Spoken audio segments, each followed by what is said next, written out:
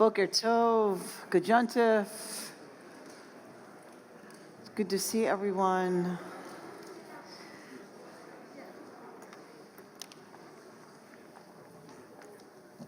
If you will get your machzor ready.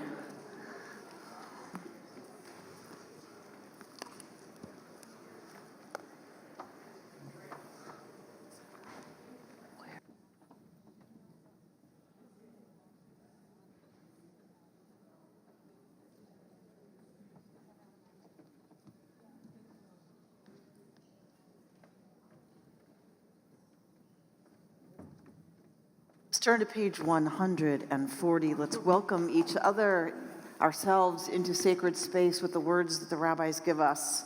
Matovu Olecha Yaakov, how beautiful are the places y'all set up, you Israelites. And so look how beautiful is this space that we turned into our sanctuary at Samo High. We have so many people to thank for that.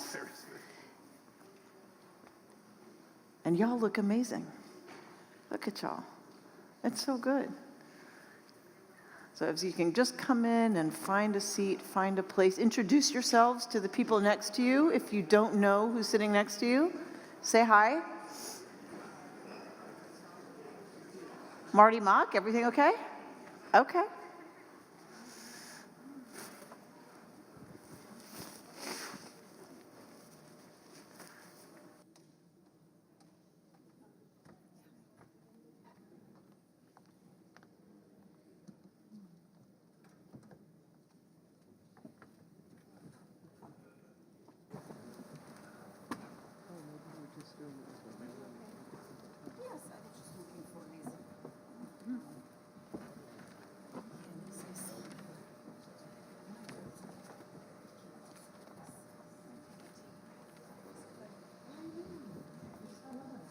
So like with Rosh Hashanah, beautiful when we, as the chorus, as the extended chorus with the matovu, the refrain.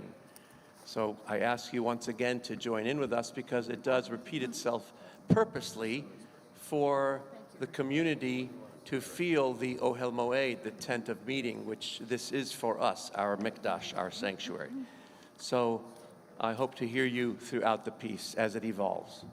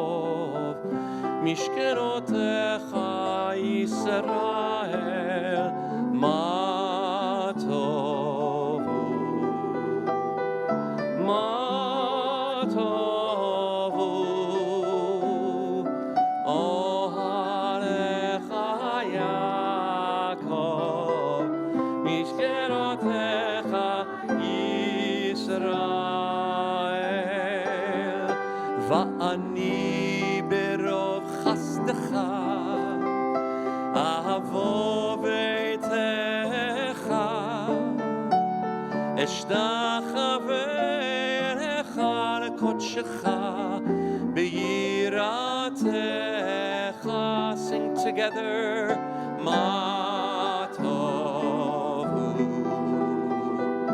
Ma Tovu, Ohalecha Yaakov, Mishkenotecha Yisrael. You should know it by now. Ma Tovu, Ma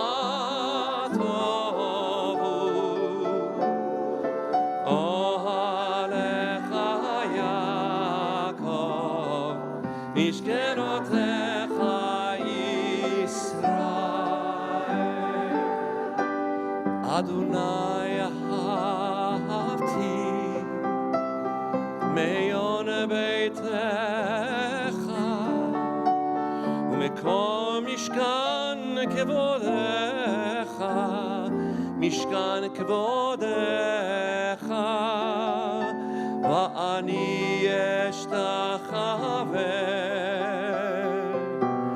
ויחרע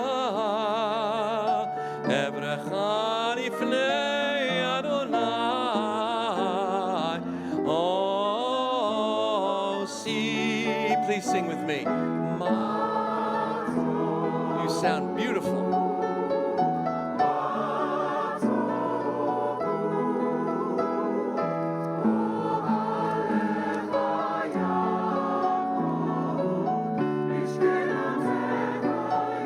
Once again.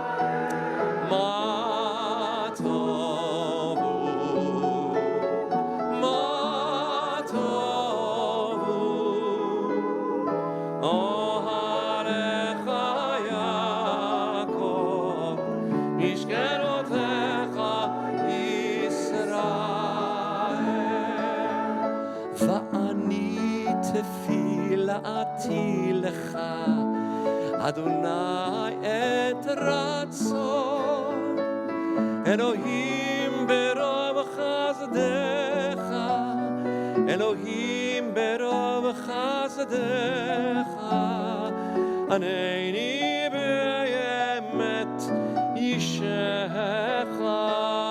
Together choir, מה טוב.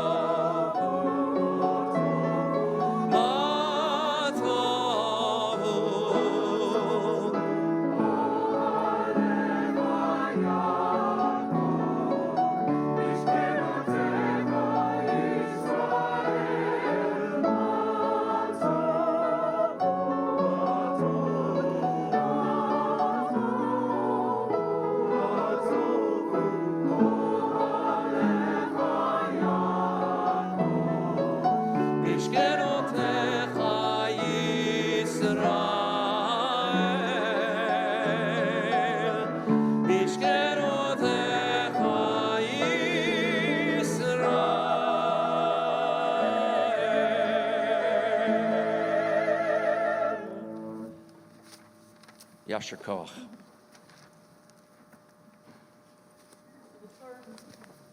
We'll turn to page 278 in your machzor at home. It's 153.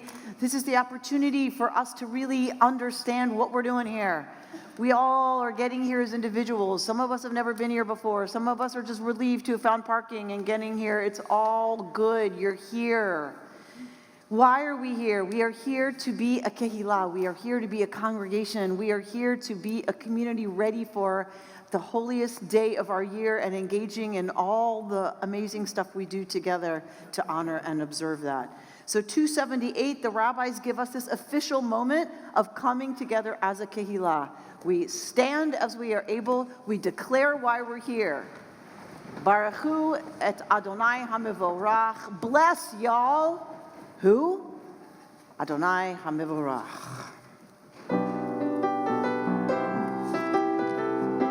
And please sing with us the refrain.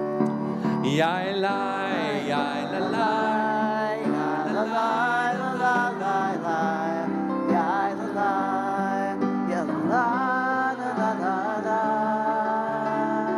Again. Yailai, lalai, yailalai, lalai.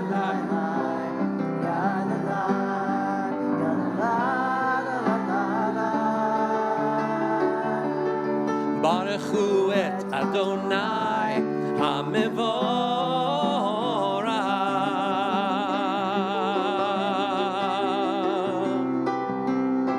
Baruch Adonai HaMevorach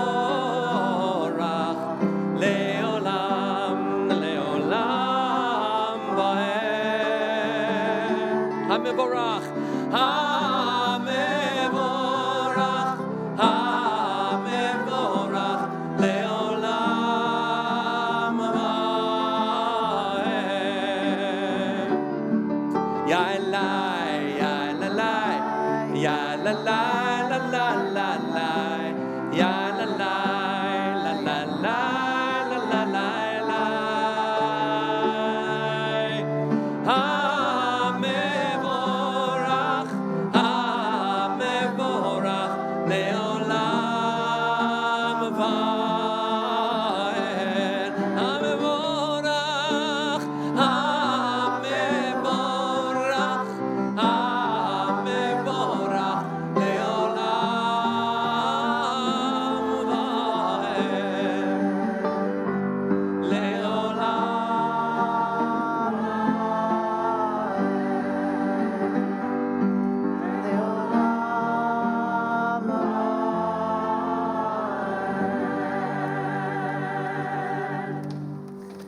Page 298, below the lines, the words of Rabbi Sheila Peltz Weinberg, my mindfulness teacher.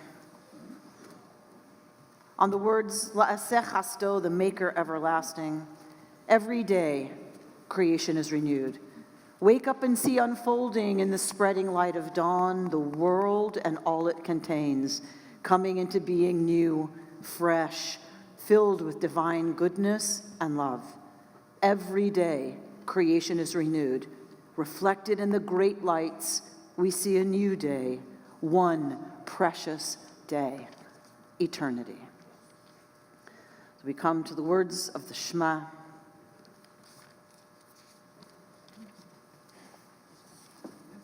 We turn to page 304, page 155 in your machzor. Together. Shema Yisrael, Adonai Eloheinu, Adonai Echad, Baruch Shem Kevod, Malchuto Leolam Vaed. Please be seated. Our Gabbai Bert Kleiman will lead us in the Ve'ahavta.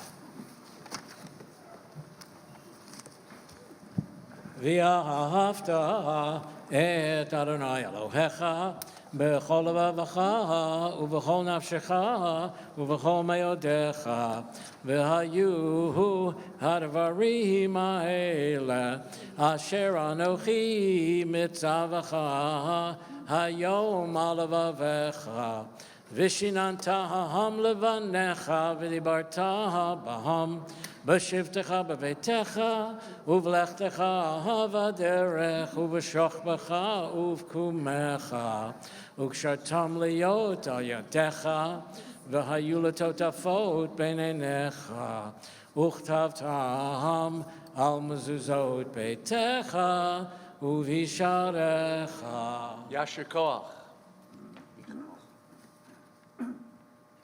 We'll turn to page 318, page 157 in your machzor at home for Micha Mocha, our prayer that remembers that mythic moment from our mythic history that has us standing at the sea with only water in front of us, the Egyptians thundering behind us. We all know those moments where we feel absolutely caught, existentially stuck, unable to go back, unable to move forward. And the tradition says in the Midrash that God says to Moshe, tell the people to move forward. Well, Moshe didn't talk to God at that moment. So the rabbis are like, well, what's with God telling the people to move? It's because they were standing there. And the only way the miracle could be effected, says the Midrash, is for the people to move forward. It wasn't until their feet touched the water that they were ready to move in that it was possible for something new to open up, a new path, something that wasn't there before. It isn't until we're ready to take steps forward anyway that something is able to open up that wasn't there before. Page 318, Micha Mocha.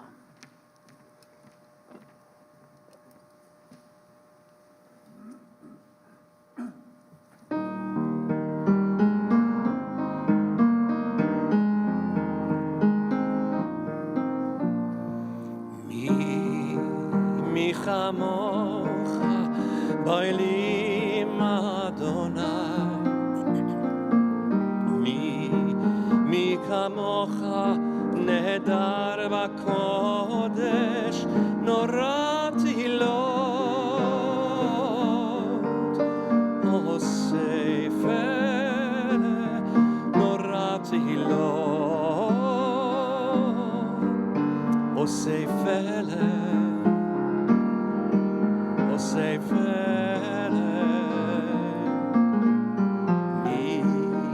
mi kamocha ba'elim Adonai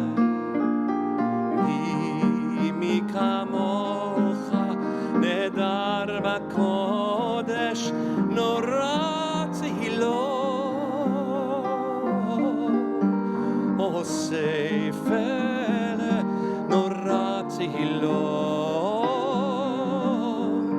עושה פלא, עושה פלא, שירה חדשה, שיבחו גאולי, לשמך על שפת הים, יחד כולם הודו והמליכו ואמרו אדוני ימלוך לעולם ועד, לעולם ועד.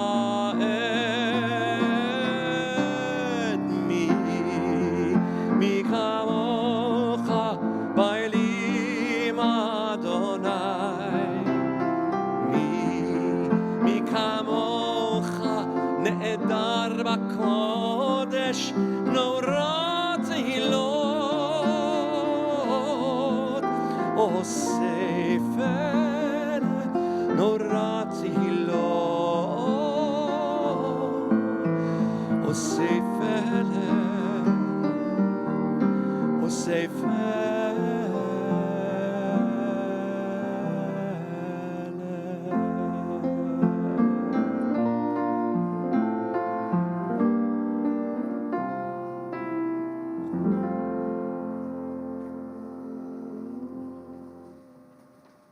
We come to page 324, that collection of blessings given to us by the rabbis as our morning meds. So they know that it's not the first place we go, gratitude. The first place we go isn't always, wow, there is so much that I have been blessed with. Let me articulate that. They know that. So they give us words. So if these words are helpful to you, by all means, that's what they're for. If the words below the line are more helpful to you, please stay there. If closing your eyes and opening the machzor of your heart works for you, please do that. You can just be present and listen, and whatever it is, it's going to move you to that place that understands that we have so much to be grateful for. Waking up another day, being here together, this gift of our tradition. It goes on and on. Page 324, the beginning of the Amidah. We rise as we are able for the standing prayer.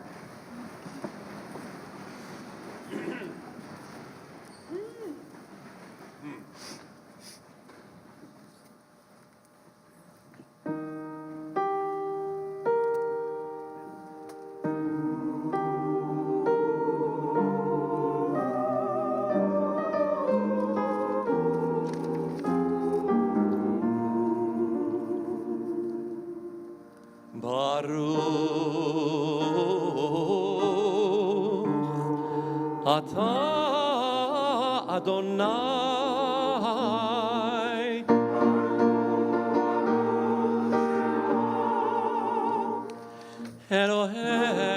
אלוהינו ואלוהי אבותינו ואמותינו, אלוהי אברהם, אלוהי שרה, אלוהי יצחק, אלוהי רבקה, אלוהי יעקב, אלוהי רחל ואלוהי לאה, האל הגדול, הגיבור והנורא,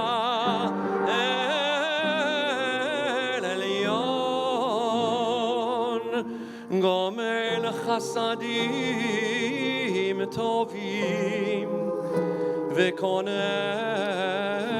הכל וזוכר חסדי אבות ואימות ומביא גאולה לבני בניהם למען שמו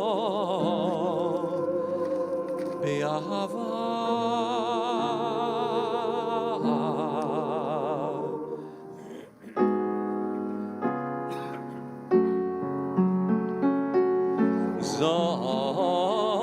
זוכרנו לחיים. Together, מלך חפץ. 328. מלך חפץ בחיים, וכותבנו בספר החיים. וכותבנו בספר החיים, למענך אלוהים חיים. מלך עוזר ומושיע ומגן, ברוך אתה אדוני. מגן אברהם מעזרת שרה.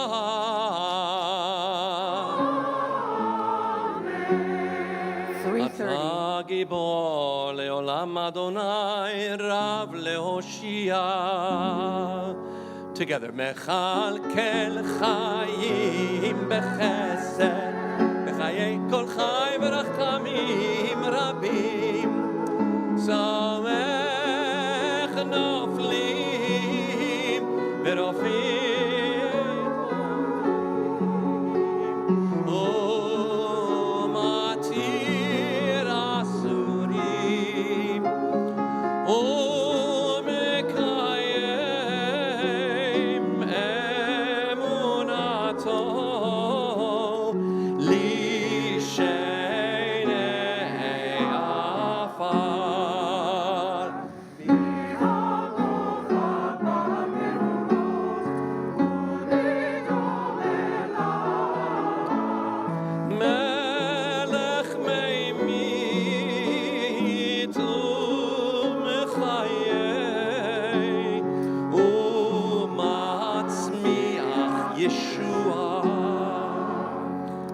ונאמן אתה להחיות כל חי, ברוך אתה אדוני,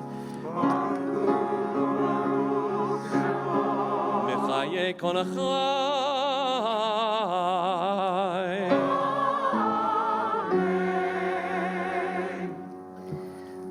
We invite Sophie Landsman to join us here at the Bima for page 358, page 161 at home, Le Dorvador.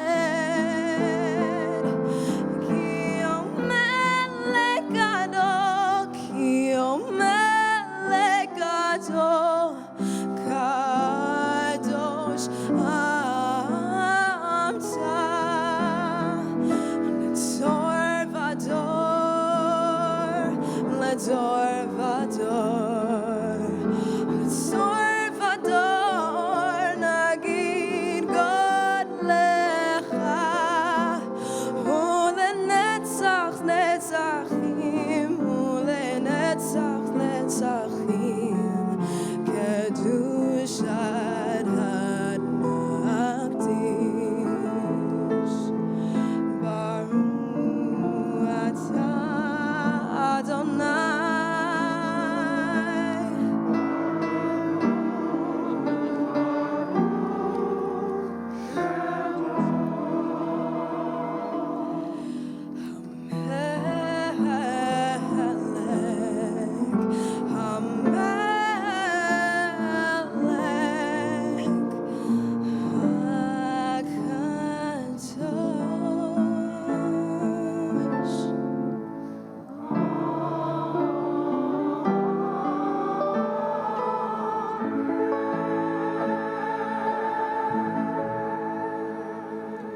could see from our perspective, Sophie's mother, Sherry, singing every note with her and breathing every breath with her.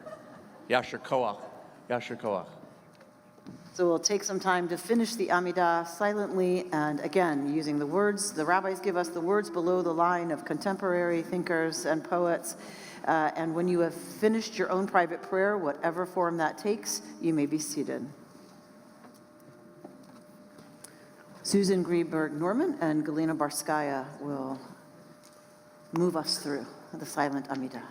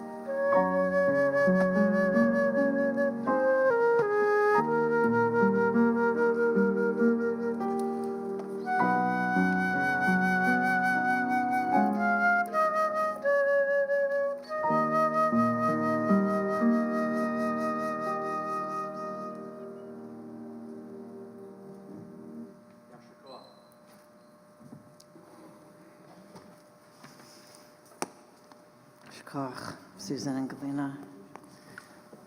We'll turn to page 466 as we begin our Torah service. And as we process the Sifrei Torah, if you're going to be part of our Torah service, we invite you to join the procession and to come on up here with us. Page 466, and we invite Denise, Todd, and Aster Bonder, Amy Scott, and Toby Lair, and Linda and Bob Scheibel to please come accept the honor of opening the Ark and holding Sifrei Torah and processing them. Please rise.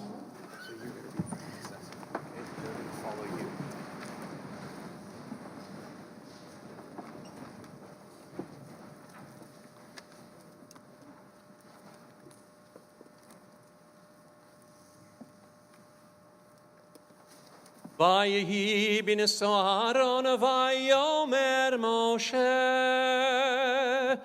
Kuma Adonai v'yafutzu oyevecha v'yanusu misanecha mipanecha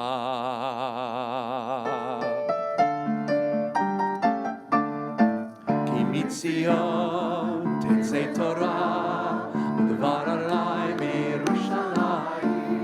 כי מציון תצא תורה ודבר עלי מירושלים. כי מציון תצא תורה ודבר עלי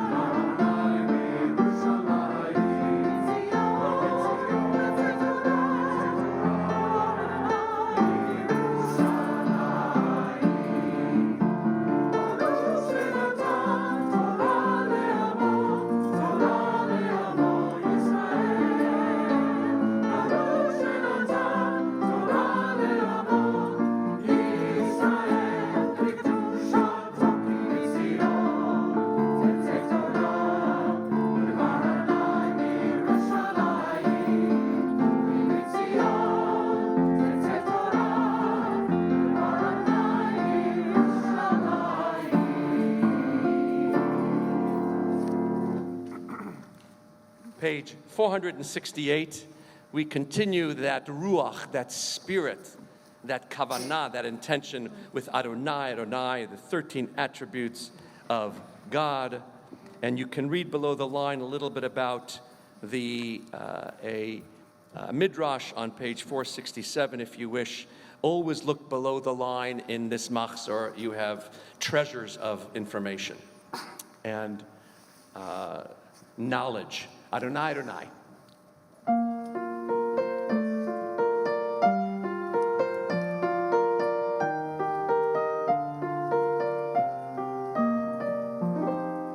Adonai, Adonai, El Rachum v'Chanun, Adonai. Together. Adonai, Adonai, El Rachum v'Chanun, Adonai. Erech Apayim v'Rav Chesed ve'emet Adonai. נוצר חסר לאלפים, נושא עוון ופשע וחטאה ונקה. אדוני, אדוני, אדוני, אדוני, אל רחום וחנון, אדוני, אדוני, אדוני, אל רחום וחנון, אדוני. ערך אפיים ורב חסד ואמת אדוני, עושה חסד לאלפים, נושא עוון ופשע וחטאה ונקה. Together, אדוני.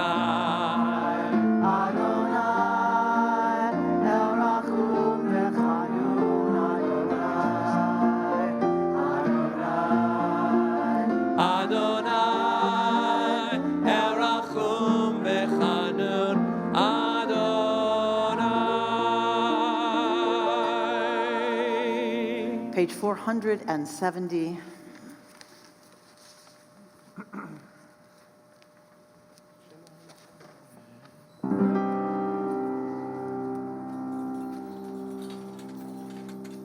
Shema Yisrael, Adonai Eloheinu, Adonai Echad. We repeat, Shema Yisrael, Adonai Eloheinu, Adonai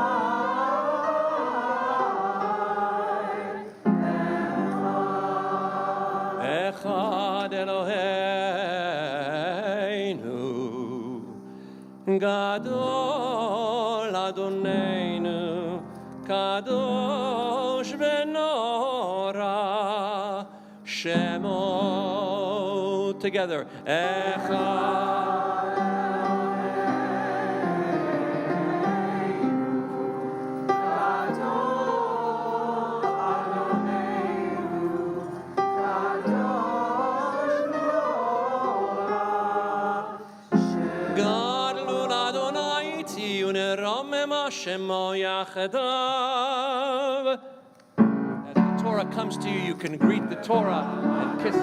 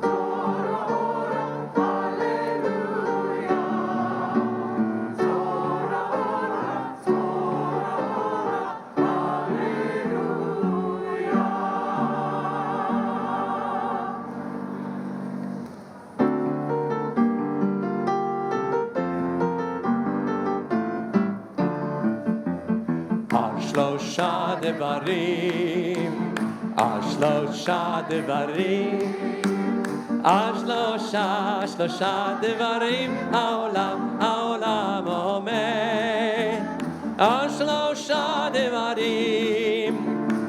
Shlosha devarim, greet the Torah. Shlosha.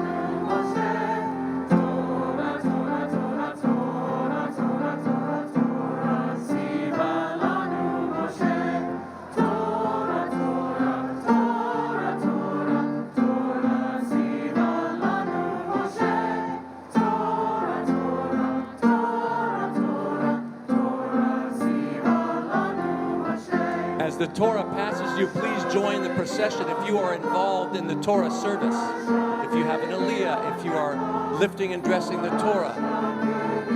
So you can be on the bima with us as we begin the Torah service once the Torahs come back to the bima.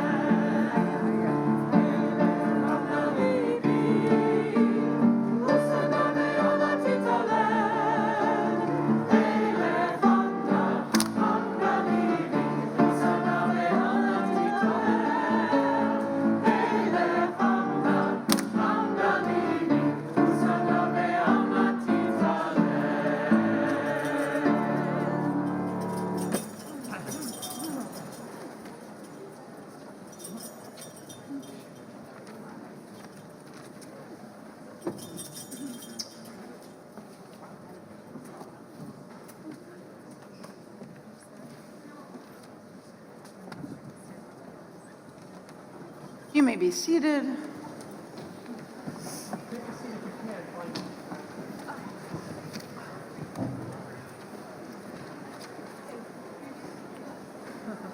We're in the alternative Yom Kippur reading. We are on page 532, lest you think Reconstruction stopped. As we talked about a little bit last night, with developing this ritual after the fall of the temple, lest you think Reconstruction stopped there, there are ways that we continue to adapt the tradition to what is going to speak most to us. So rather than reading the entire from the Torah, the description of the Avodah service, the service that the high priest would perform on Yom Kippur, every detail of that is what the normal Torah reading is, rather than going back to that ritual of the temple, of the Mishkan, of the tabernacle. Instead, we turn to page 532 as liberal Jews, and we look at Parshat Nitzavim, We've changed, we reconstructed what we read on the holiest day of our year. Why? Why don't we read the temple ritual instead? Because we're not longing for the temple ritual. We like what we have. We like coming to shul. We like seeing each other. We like schmoozing. We like kissing. We like greeting. We like catching up. We like the prayer book, some of us. We like the melodies. We like being here. We don't want to romanticize and go back to a temple ritual for Yom Kippur that was so different from what we do now, which is anchor ourselves in the values, ideals, and strivings that we hold as a community. And so we come to Parshat Nitzavim. Atem Nitzavim kulchem hayom. All y'all stand here today. Not y'all, that's Atem. Kulchem. All y'all, Hebrew speakers, right? Am I right? Silence, okay. That's all right, Yair, I know where you're sitting. That's all right. So we come to this all of you business means, what are we here for? What does Nitzavim Atem Kulchem Hayom? Y'all are all here today. What's it about? It's about making a commitment.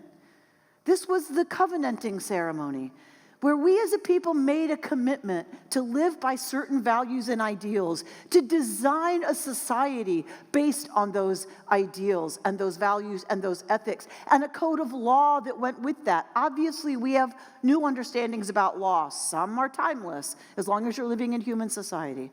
So that's why we read this parsha when other folks are reading a different one. We turn to page 532 and are challenged by these words again this year. Are we ready to live into a commitment about the kind of ethical and moral society we believe we should be working hard to create? Amen. Yair Rishon. We invite Susan Purcell and Yair Landau for Aliyah, number 1, and Karen Shapiro, and I will read the portion.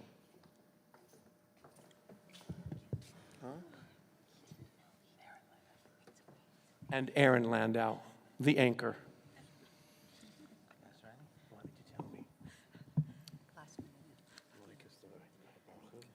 Ready? Baruch Adonai Hamvorach. Baruch Adonai Hamvorach leolam va'ed. Baruch Adonai Hamvorach leolam va'ed. Baruch atah Adonai Eloheinu melech haolam, asher bachar banu mikol ha'amim, v'natan lanu et torato. Baruch atah Adonai noten haTorah. Amen. Atem nitzavim hayom kulchem lifnei Adonai Elohechem. Roshechem shiftechem v'ziknechem v'shotrechem kol ish Yisrael tapchem neshechem v'gercha asher bekerev machanecha mechotei vatzecha ad shoev mimecha leovrecha bivrit Adonai Elohecha uve'alato asher Adonai Elohecha koreit imecha hayom. Baruch atah Adonai Eloheinu melech haolam, asher natan lanu torat emet v'chayei olam nata betochenu. Baruch atah Adonai noten haTorah. Amen, amen. Shekayach, shekayach, shana tova. Gemar chatima tova. Jamod. Ruth Batya, Bat Leah Michael. Shani, we invite Sheila and Andy Garb to come up and lead us in Aliyah number 2, and Eva Herndon will chant the portion. You want to kiss the Torah to tell us? Just kiss it right here.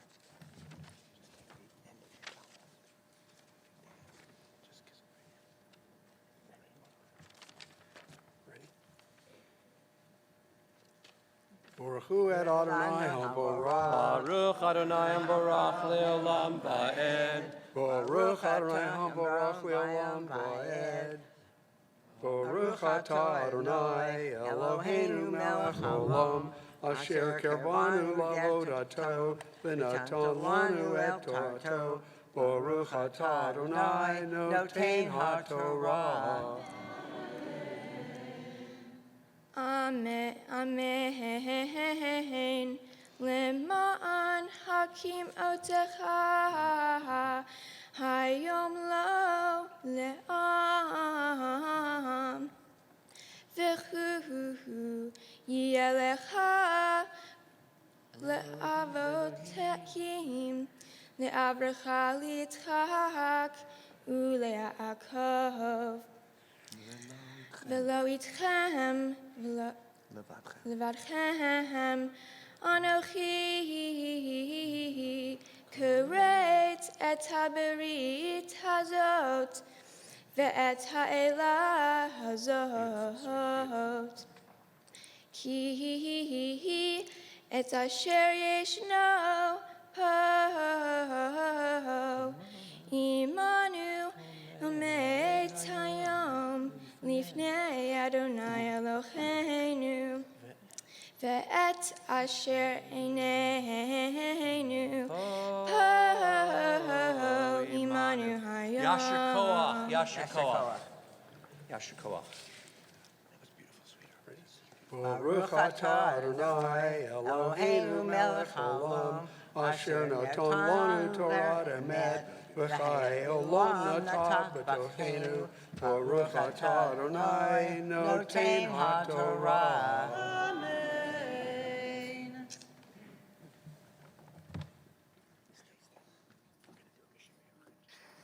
So we come to that time where we, over the open Torah, offer a Mishaberach, we offer a prayer, holding those that are struggling with any kind of physical or other kind of suffering, that we hold them in our care now.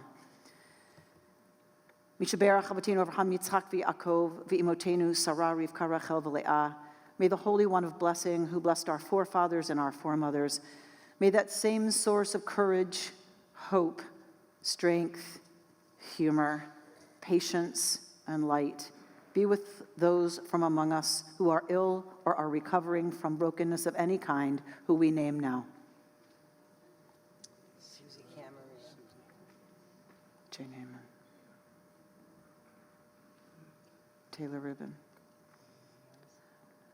May those we've named, those we name in our hearts, and anyone present who needs it, may they know a rifuat hanefesh v'rifuat haguf, a full and speedy healing, a healing that's both of body and of spirit. V'nomar, and we say together, Amen. And it is fitting that the Garbs are the ones to stand here for that Mishaberach, the parents of both mine and the cantor's Dr. Ali Garb. I told her I wouldn't do a call out. I did. Oh, sorry, Ali. I didn't do a call. That was not me. Sorry. She's going to be so mad at me at Thursday's appointment. I didn't do it, Ali, I swear. I didn't say a word.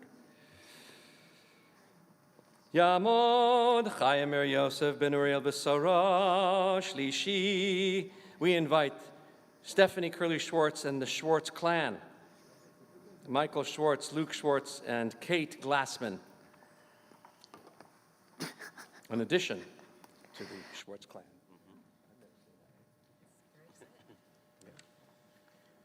Pretty cool. Yeah. Okay, hold on one second. I have to. I'm reading the portion. Okay. No, I don't have to introduce myself. No, we know you. Are you doing the traditional or the reconstruction? Reconstruction. It's right there.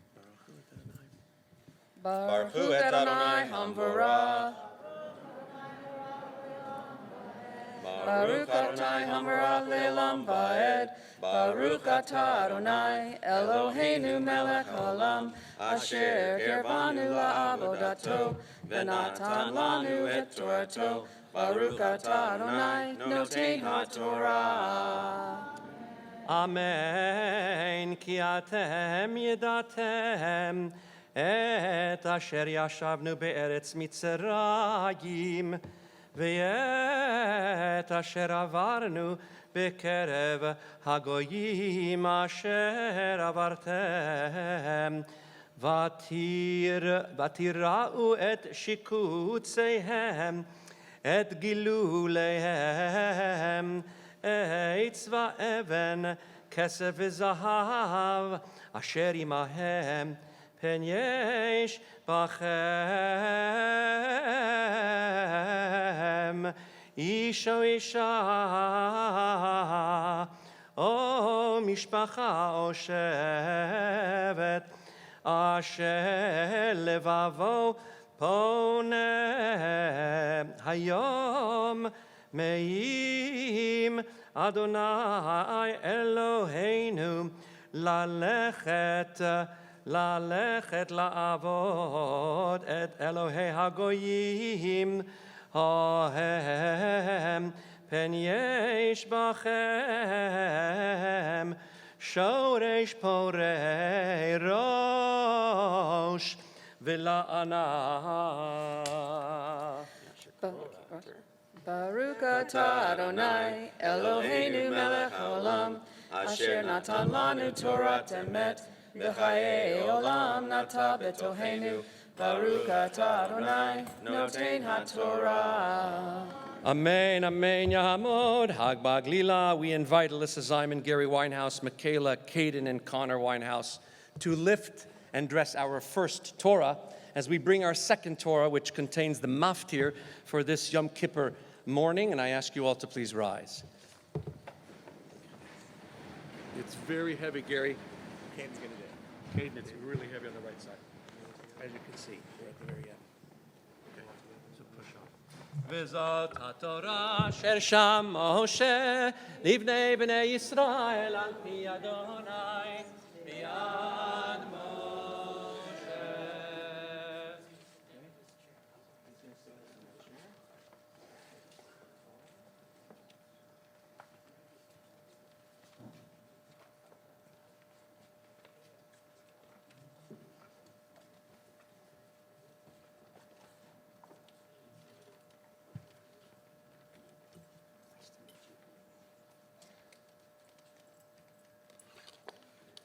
You may be seated. Which page is the maftir, do you know? It's over there. I don't have a page. They don't have any pages. We invite Marta and Fred Samuel on. Marta bat Yisroel Leib v'Shlomo ben Adam. And Miles Belkin will read the Parsha.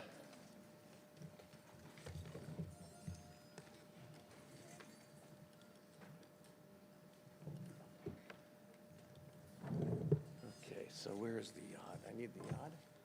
Can you give me the yod over there? Yeah, totally, bro. But you want to follow with the yod? Yeah. Well, enjoy yourself, my man. Look at this towel. You look handsome. It matches the suit. Thank you. Here. Baruch hu Adonai. Go ahead. Right here. Uve asor lachodesh. Uve asor lachodesh. Baruch hu Adonai. Baruch hu Adonai and Baruch. Baruch Adonai and Baruch. Put it right here. Baruch Adonai and Baruch Le'olam Va'ed. Baruch atah Adonai Eloheinu melech haolam, asher kirvanu lavodato, v'natan lanu et Torato. Baruch atah Adonai noten haTorah. Amen. Uve asor. Page 550. Lahodesh hashvi hazeh. Mikra kodesh ihye lahem. Ve'initem et nafshotehem. Kol melacha lo ta'asu. Vehikravtem ola ladonai. Reach nihoach.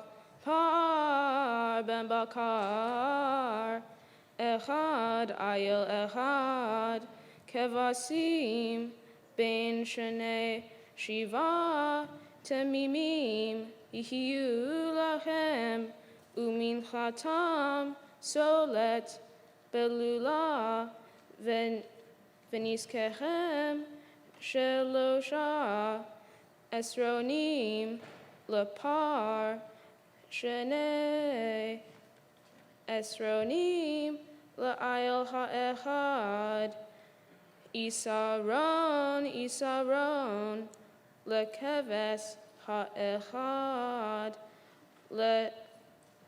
leshivat ha'kevasim, she'ir izim, echad hatat milvad, hatet ha'kippurim, velolat hatamid uminchata v'nizkehem. Yasher Koach, Yasher Koach. Baruch atah Adonai Eloheinu melech haolam, asher natan lanu Torah emet v'hayei olam, nata b'tochenu. Baruch atah Adonai noten haTorah. Amen, amen. We are so delighted to have the Samuelons with us because they are 4, not 3, not 2, but 4 generations KI. Henry and Faye of blessed memory. Fred's parents were founding members of this congregation, or they were the second wave of founding members. Fred was bar mitzvah at KI, and Fred recently, along with Marta, just bar mitzvah their second grandchild just a few months ago. So having 4 generations of KI, we're almost 75 years old. It's a real machaya. It's a real pleasure and a privilege, a yichus for this community. You could just do, you don't have to clap, you could just, yeah, there we go, beautiful. And I ask you all to please rise as Danielle Samuelon, the third generation, and Jesse and Zachary and Alon, the 4th generation, to lift and dress the Torah.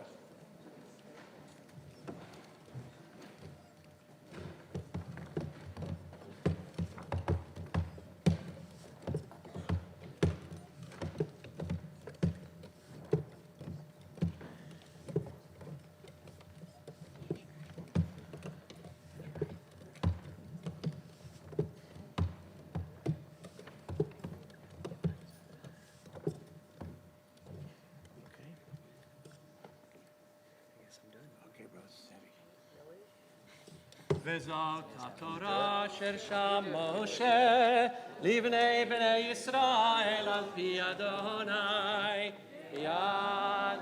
Go over there, there, chop them. Because then it'll be no 5 generations. And we ask you to be seated as the second Torah is being dressed. We invite Jason Axe. I have helpers today. With Penelope and Samantha. And, see, 3 generations of KI. As Jason was bar mitzvah at KI as well. Jason, take over and announce the pages and do your thing. Can I say I was in the Hebrew school class with Ali Garb, too? Ali, I had nothing to do with it. My daughters will do the blessing before the Haftorah on page 552. Yes, I'll help. And the blessing and the portion we'll be doing today is on page 572. Hold on, guys.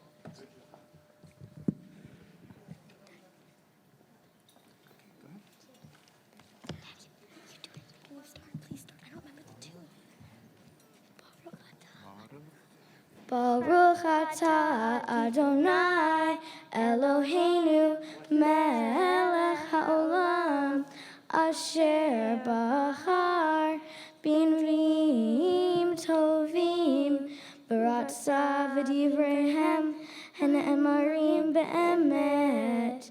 Baruch atah Adonai chabocher b'Torah Moshe Avdo Uvin V'yeh Ha'emet V'Tzedek. Oh, no. Thank you, no. The blessings, the portion is on page 572.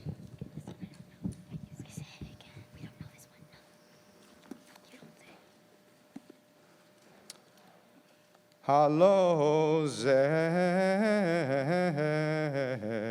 Tom Evrahehu Pahateach Hartubot Resha Hater Agudot Mohota Vishalach Ritzutzihim Hafshihim V'chol Mota Tinateku Halo faros laharav lachmecha, vanim rudim tavi bait, ki tirehe aharon v'chisito, umibsarcha lo titalam.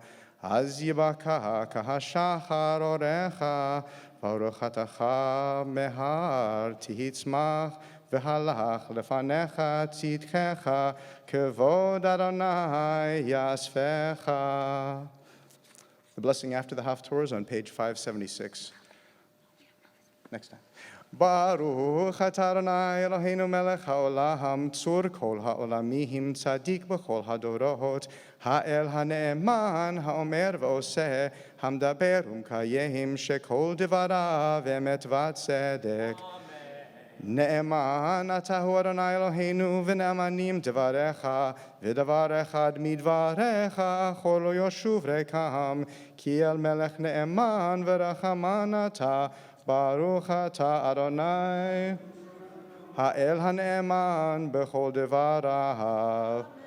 Rachem al Tzion ki hi beit chayenu, ulamcha Yisrael toshia bimheira b'yameinu. Baruch atah Adonai, misameach Tzion b'vaneha.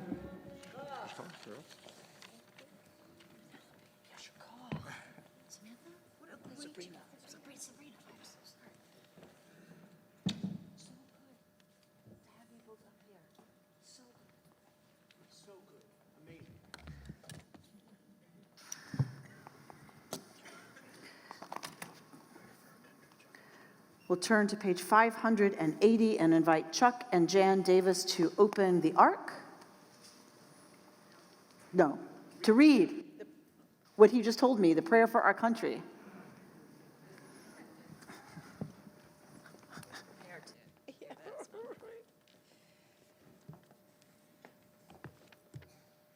Sovereign of the universe, mercifully receive our prayer for our land and its government. Let your blessing pour out on this land and on all officials of this country who are occupied in good faith with the public needs. Instruct them from your Torah's laws, enable them to understand your principles of justice, so that peace and tranquility, happiness and freedom might never turn away from our land. Please, wise one, God of the life breath of all flesh, waken your spirit within all inhabitants of our land, and plant among the peoples of different nationalities and faiths who dwell here love and brotherhood, peace and friendship. Uproot from their hearts all hatred and enmity, all jealousy and vying for supremacy. Fulfill the yearning of all the people of our country to speak proudly in its honor. Fulfill their desire to see it become a light to all nations.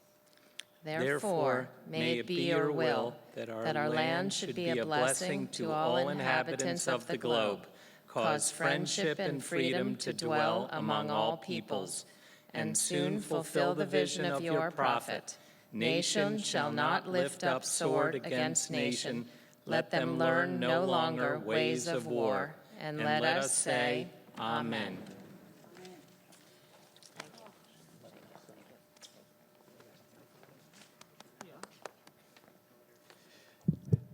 Perfectly to follow the Davises, we invite Jamie Halper and Priscilla Halper to come up to read the prayer for the state of Israel on page 581.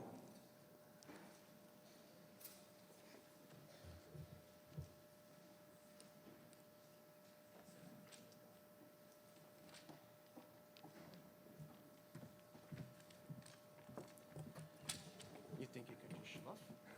Sounds good. Okay, you want Rabbi's glasses? Give her glasses.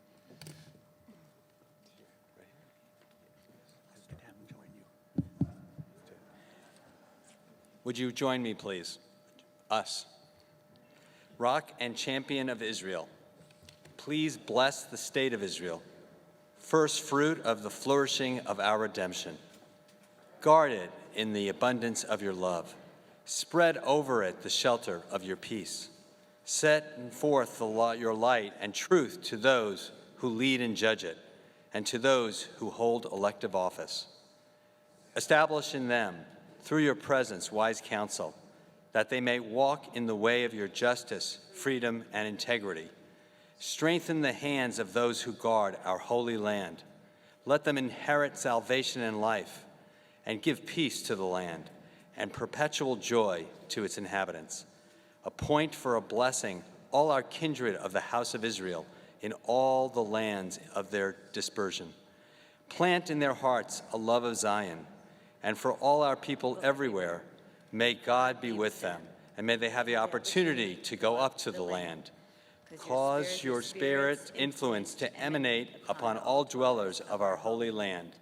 Remove from their midst hatred and enmity, jealousy and wickedness. Plant in their hearts love and kinship, peace and friendship, and soon fulfill the vision of your prophet. Nation shall not lift sword against nation. Let them learn no longer ways of war. And let us say, Amen. Amen. And so we have the great good fortune to hear words of greeting from our president, Lori Krause.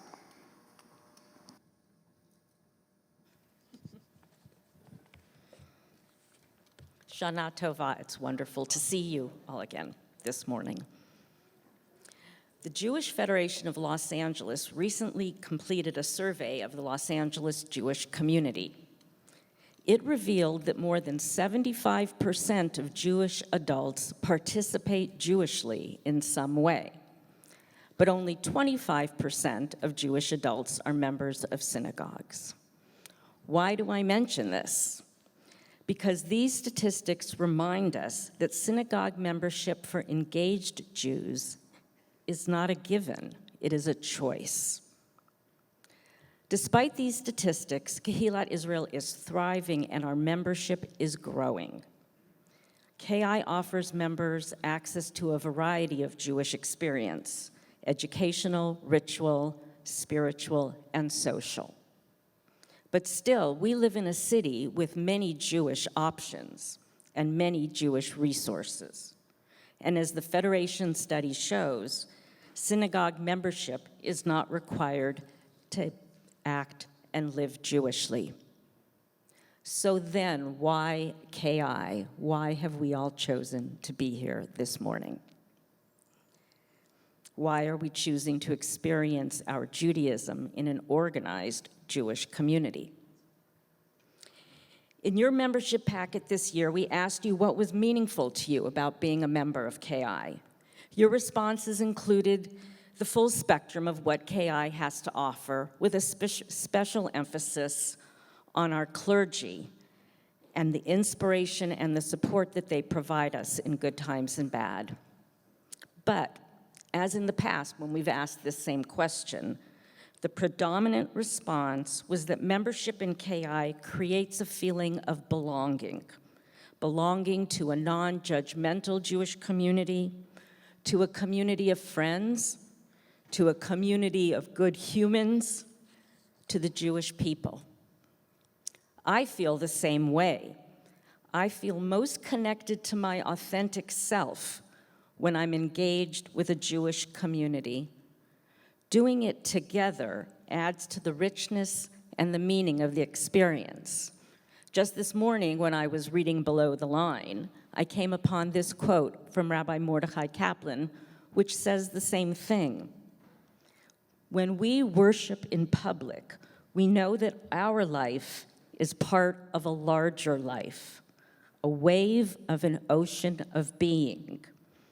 We become aware through our participation of a common life that transcends our individual selves. The High Holy Days are a time to think aspirationally. Given the importance of community to our members, my hope for KI is that we create a culture of engagement.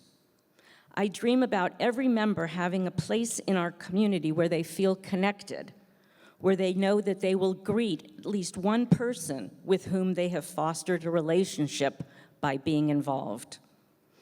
I dream that our members feel that they are co-creators of KI and not just consumers. My hope is that every KI member feels they are known and valued, and that they are leaving their imprint on our community. KI has long been a place where our members make things happen. The Board of Trustees and I will be focusing this year on how we can help nurture our members' connections to each other and to the institution. I invite you too to consider how you might help shape your community over the next year. I encourage you to explore and try something new, or extend a hand to someone that you don't know yet. Also, if you're ready to deepen your connection to KI by serving on a committee or on a project or by offering some time as a volunteer, please call the Temple office. They will connect you with me and we will find you a place. Finally, if you're a member who doesn't yet feel meaningfully connected, also please reach out to us. A member of the clergy, Board of Trustees, or professional staff would be thrilled to talk with you and help you find where you fit, or support you in creating a space that feels authentic to you. May we all move forward with the courage to nurture connection to our lives and to one another, and to be of service to our community as we're able. Gamar Chatima Tova.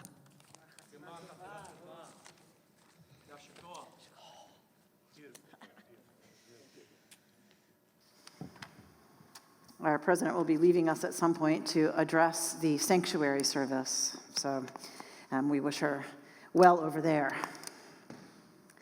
So we come now to page 606. Return the Torah to the ark. We rise as we are able, as we return the Sifrei Torah to the ark.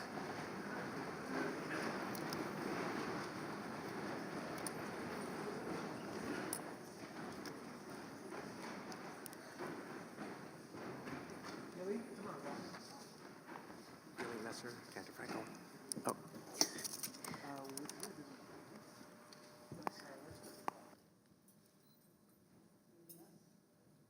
Gili Messer joins us at the Bima. Kohanecha.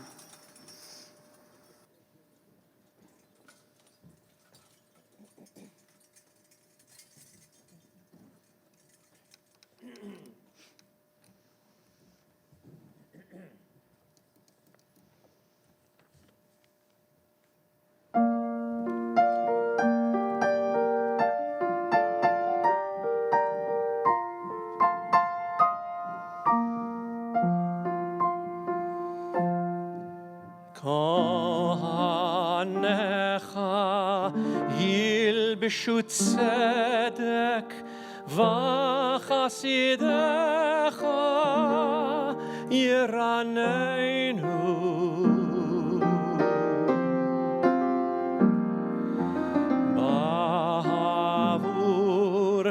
Bavur David avdecha hanetashev penei Meshichecha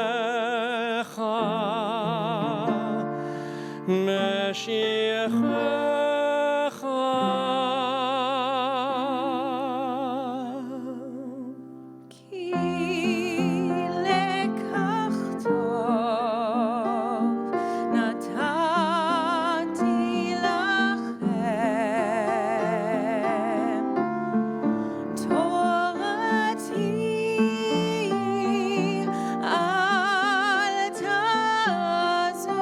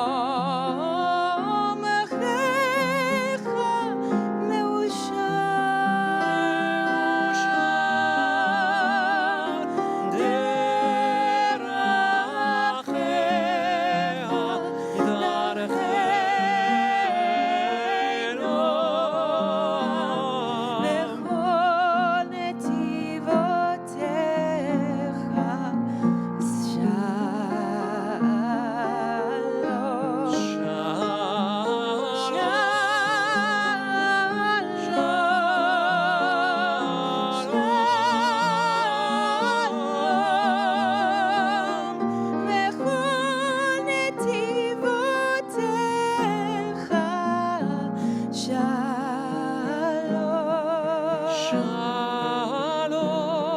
Shalom.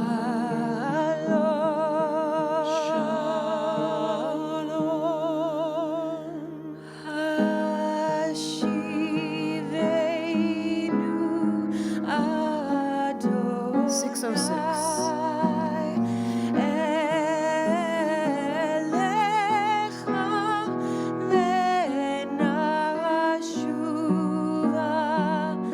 Chadesh yameinu Chadesh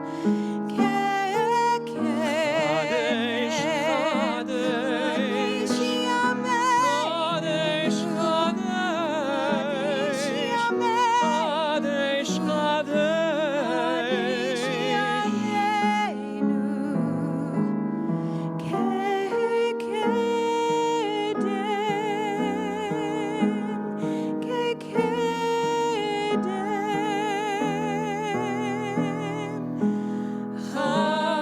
Chadesh yameinu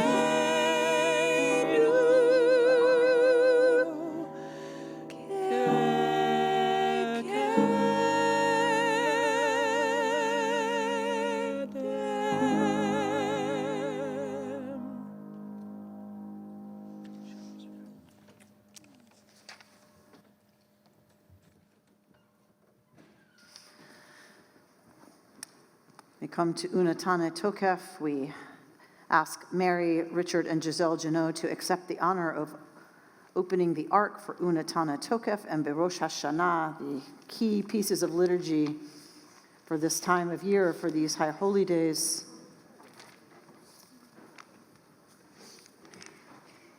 Unatane Tokef is found on page 872. In your machzor at home, it is found on page 183.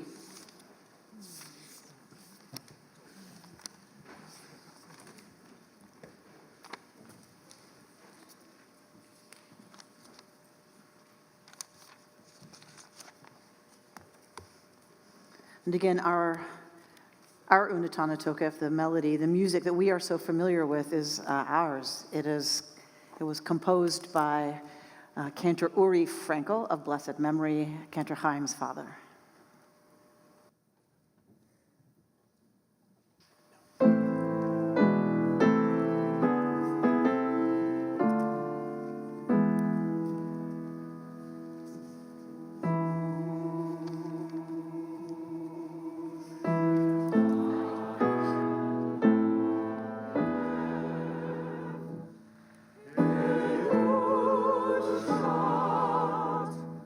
I know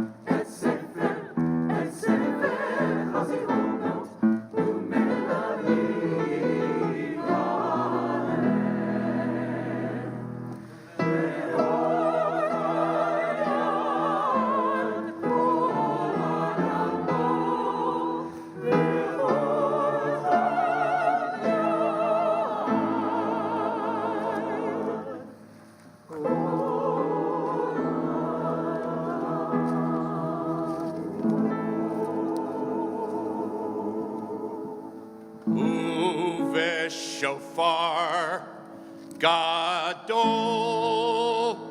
Yitaka.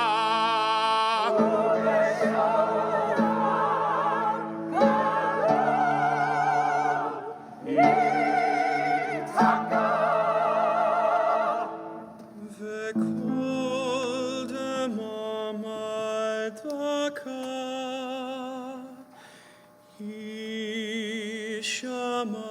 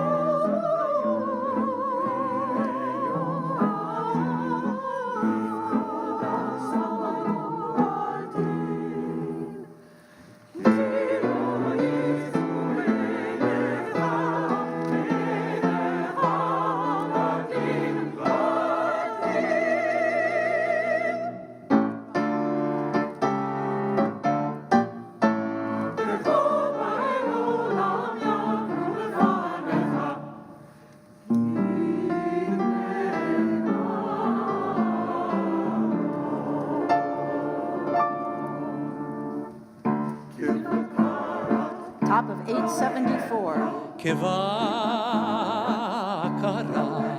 Kivakarat roe yedro. Mavir tsoynoi, mavir tsoynoi. Tachat shivito. Kein tavir vetis por vetimene. Oy vetive kod nefesh, vetive kod nefesh, nefesh kochai. Kivakarat roedero, mavir tsoynoi, tachat shivito.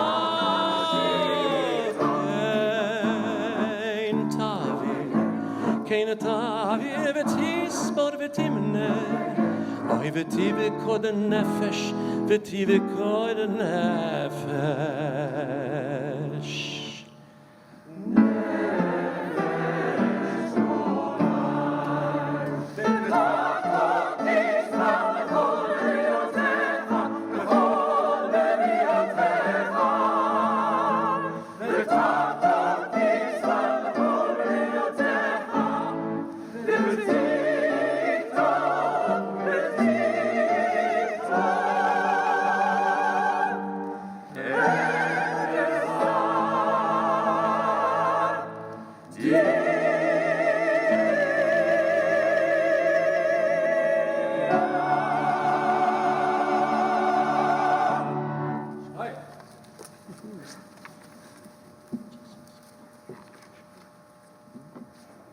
We invite Jessica Sklar to the bima to lead us with the cantor in Baruch Hashanah.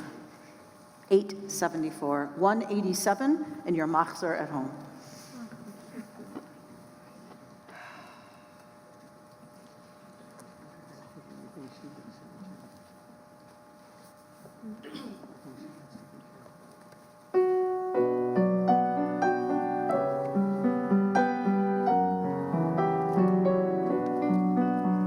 Berosh Hashanah, Igatehevu, Uv Yom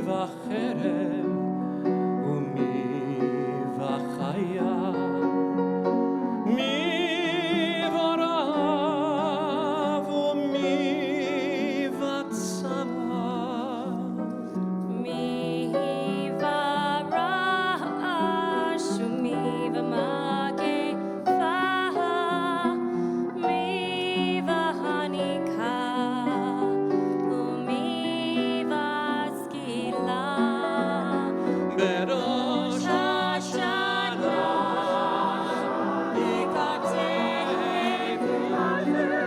וביום צום כיפור יחצמון בראש השנה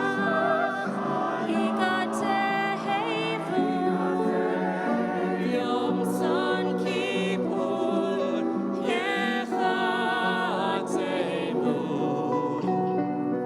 מי הנוח ומי הנוח מי שקט ומי טרף מי שלב ומי תיאסר מי אני ומי אשר מי שפל ומי אהרון בראש השנה יקטב וביום צום כיפור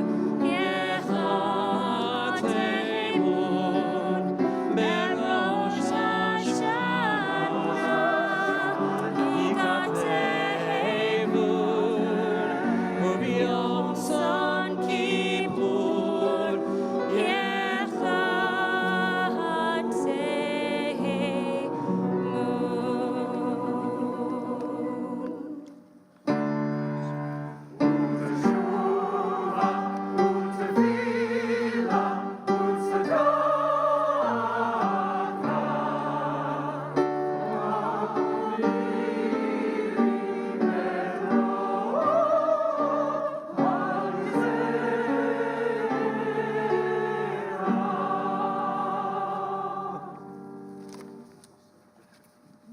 May be seated.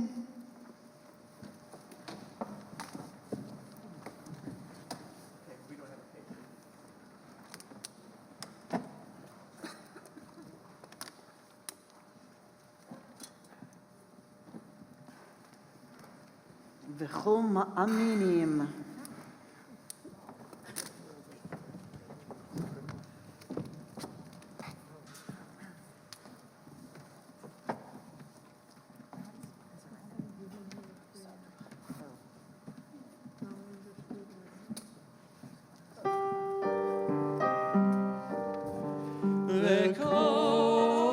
וקורב בזורנו מבין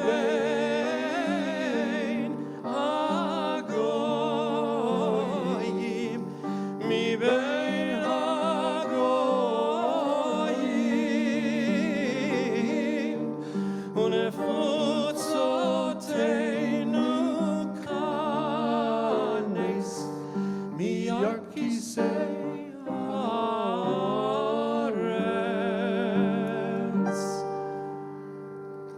Please join together. You know this by now. וכל מאמינים, מאמינים שהוא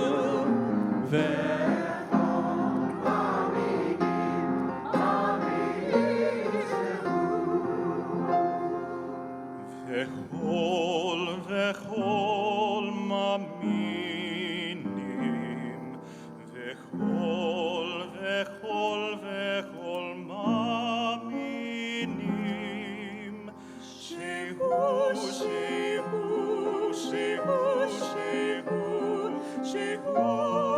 פועל חזק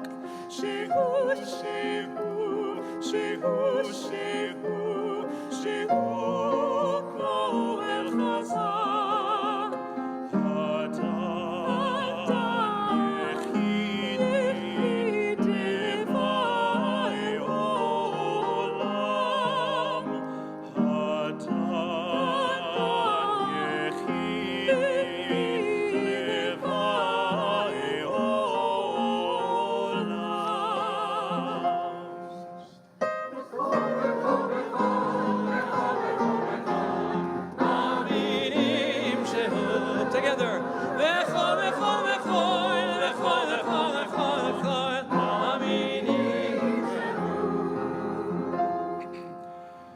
v'chol,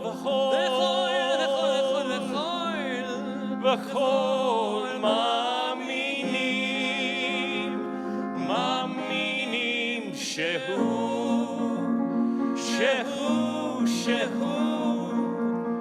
dayan emet, hehakui be'eyeh, hehagui be'eyeh, asher eyeh. Together, v'chol.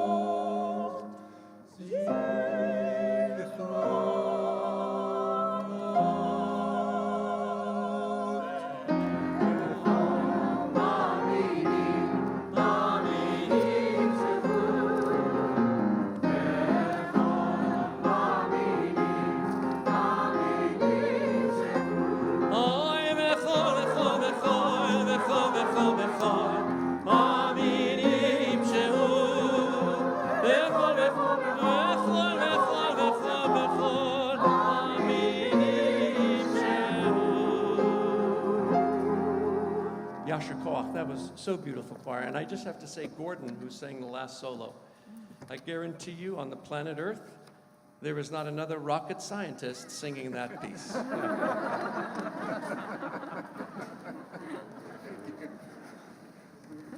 You sure not in some other Jewish congregation?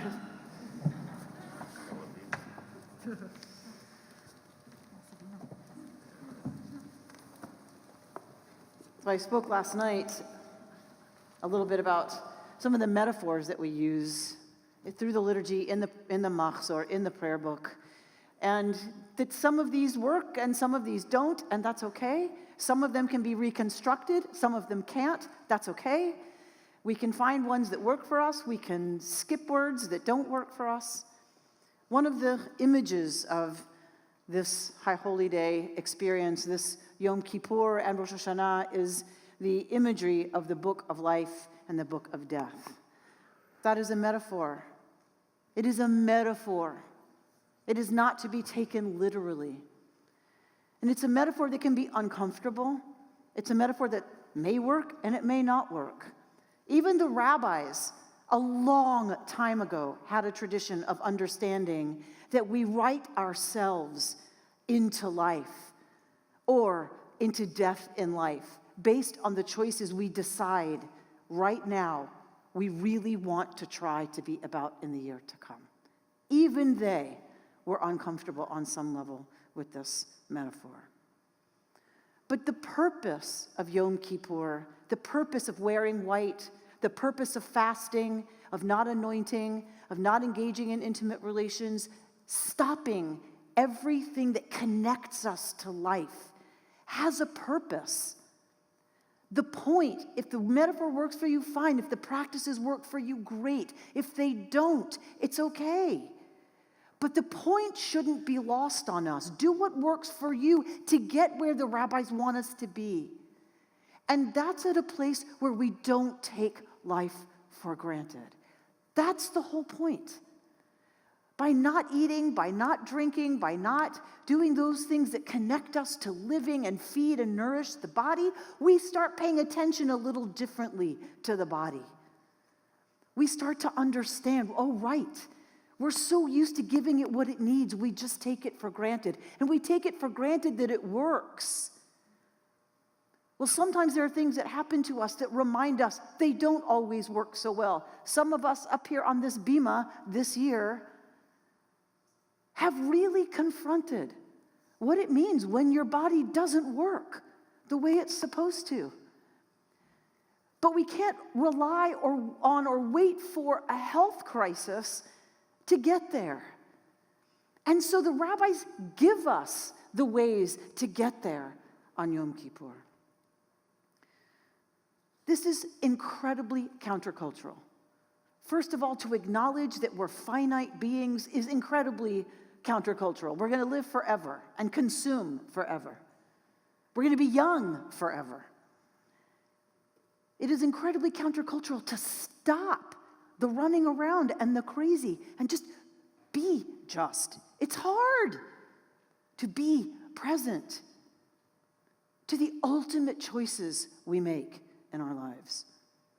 We are so busy rushing, so busy running around. There was a study done using seminary students. So these are people who were dedicating their lives to community, people who were dedicating their lives to ideals that they wanted to help bring about in the world through their careers. Their whole life was going to be dedicated to this. They were drafted into a study, and that study had some of them were told, you're doing this thing right now, and you're going to another thing, and the other group was told the same thing, and one of the other things they were going to do was give a talk on the Good Samaritan. So about helping people, a talk about helping people. That's what the seminary students are thinking about. One group was told, you have plenty of time, don't worry, you probably should leave now, but you're fine. The other group was told, you need to hurry, you're already running behind. That, of course, was not the study, right? That's the setup. What's the study? On their way, there's somebody in a doorway who is clearly in distress, and they don't know why. They don't know what's up with this person. And the study was to see how many people, how many of these seminary students writing a talk on helping other people would stop and help this person. You ready? In low hurry, the students in the lowest hurry situation, 63% of them stopped to try to figure out what was going on or figure out if they could be helpful or figure out what this person might need.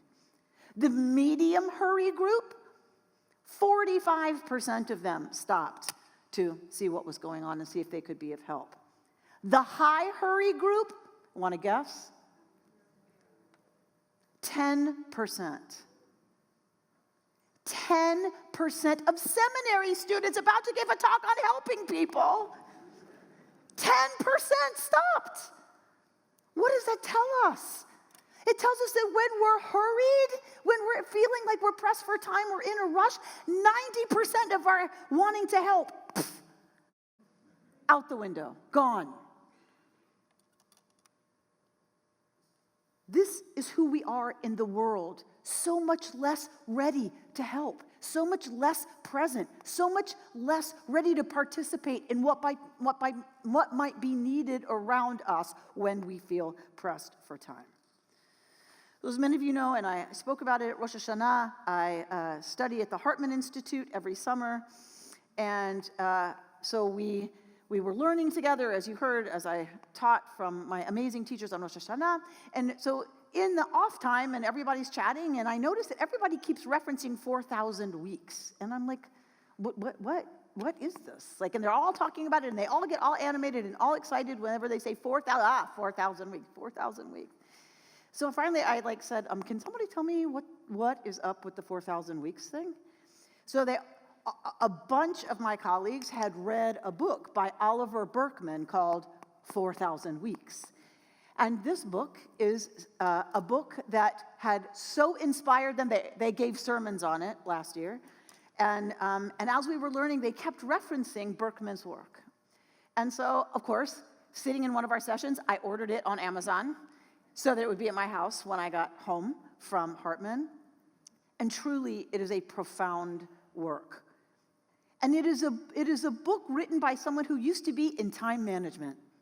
Somebody who was going to help you get through those to-do lists.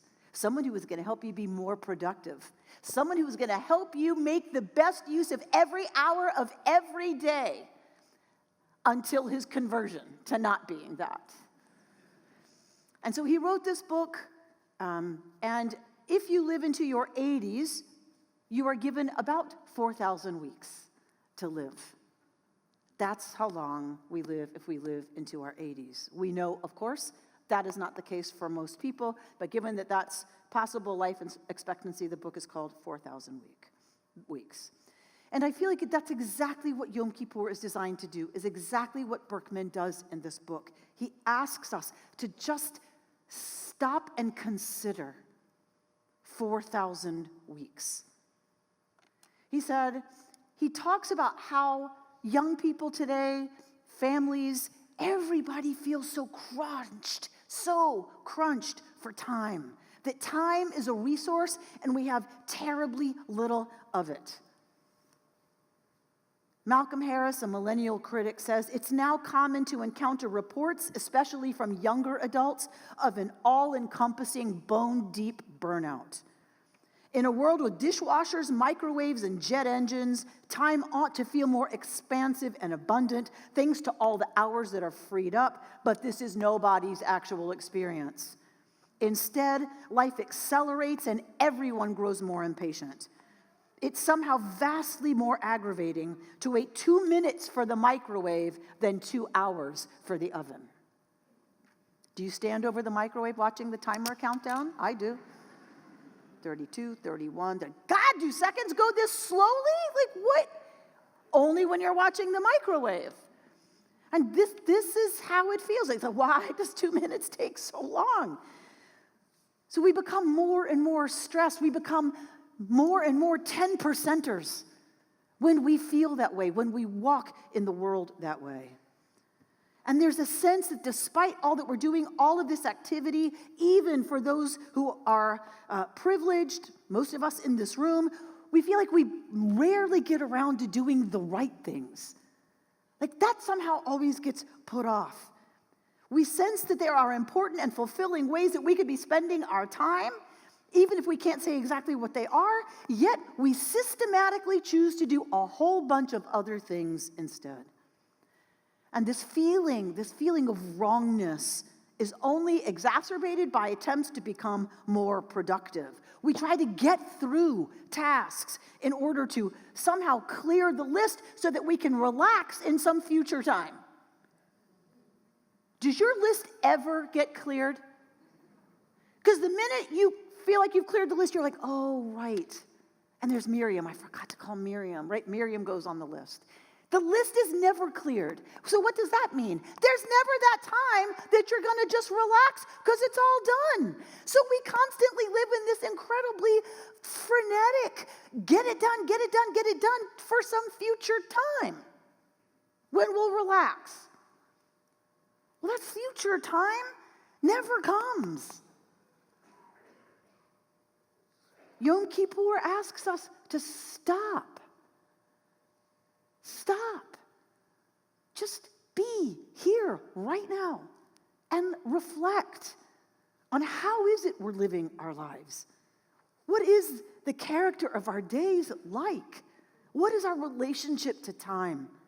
No one is suggesting there aren't things to be done. There are things we have to get done, and that's just how it is. That's fine.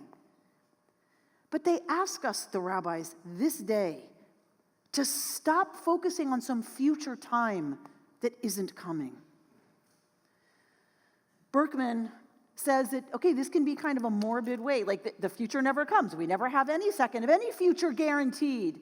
How is that a healthy approach to life? And Berkman says that this is the only way for a finite human being to live fully. To relate to other people as full-fledged humans, and to experience the world as it truly is. What's really morbid from this perspective is what most of us do most of the time, instead of confronting our finitude, which is to indulge in avoidance and denial. We feel like we do things because we have to. It's what's done. It's what's expected. Life is usually more comfortable when you spend it avoiding the truth in this fashion, but it's a stultifying, deadly sort of comfort. It's only by facing our finitude that we can step into a truly authentic relationship to life. Then we can make choices about the limited time that we're granted, the limited time that we're given. Our confession that we do, our vidui from the prayer book, is partly to remind us of the things that we do, the ways that we're not who we want to be. When we think we have all this way to prepare for a future that may or may not come, but one without to-do lists we know is not gonna. Yom Kippur is this day designed by the rabbis in their great wisdom to let us do it together because it's hard. It's hard to admit we don't know how much time we have. That's really hard to admit. It's hard to admit we'll never get it all done. We're always going to be disappointing somebody. That's really hard, so we do it together. There is so much pressure, and especially on our young people. I see how so many young people are here, and it makes me so happy. Good on you, parents. Good on you, grandparents. Good on you. Because guess what? They need it more than anybody. We'll figure it out or we won't. Who really cares? They deserve better than what we're communicating to them in this culture right now. That their inner life doesn't matter, that their mental and emotional health doesn't matter, that time to play ends when you're a kid, that it ends. We don't teach them that the most important thing they can do is pursue their own curiosity well into old age, because that's what keeps us young and vital and wanting to be alive. We tell them, produce more, do more.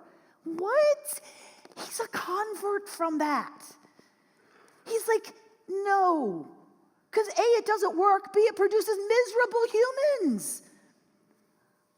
Our young people are so anxious. They are more anxious, more lonely than ever before. That you bring them here, good on you. That some of them choose to show up when they don't have to now because they're at UCLA.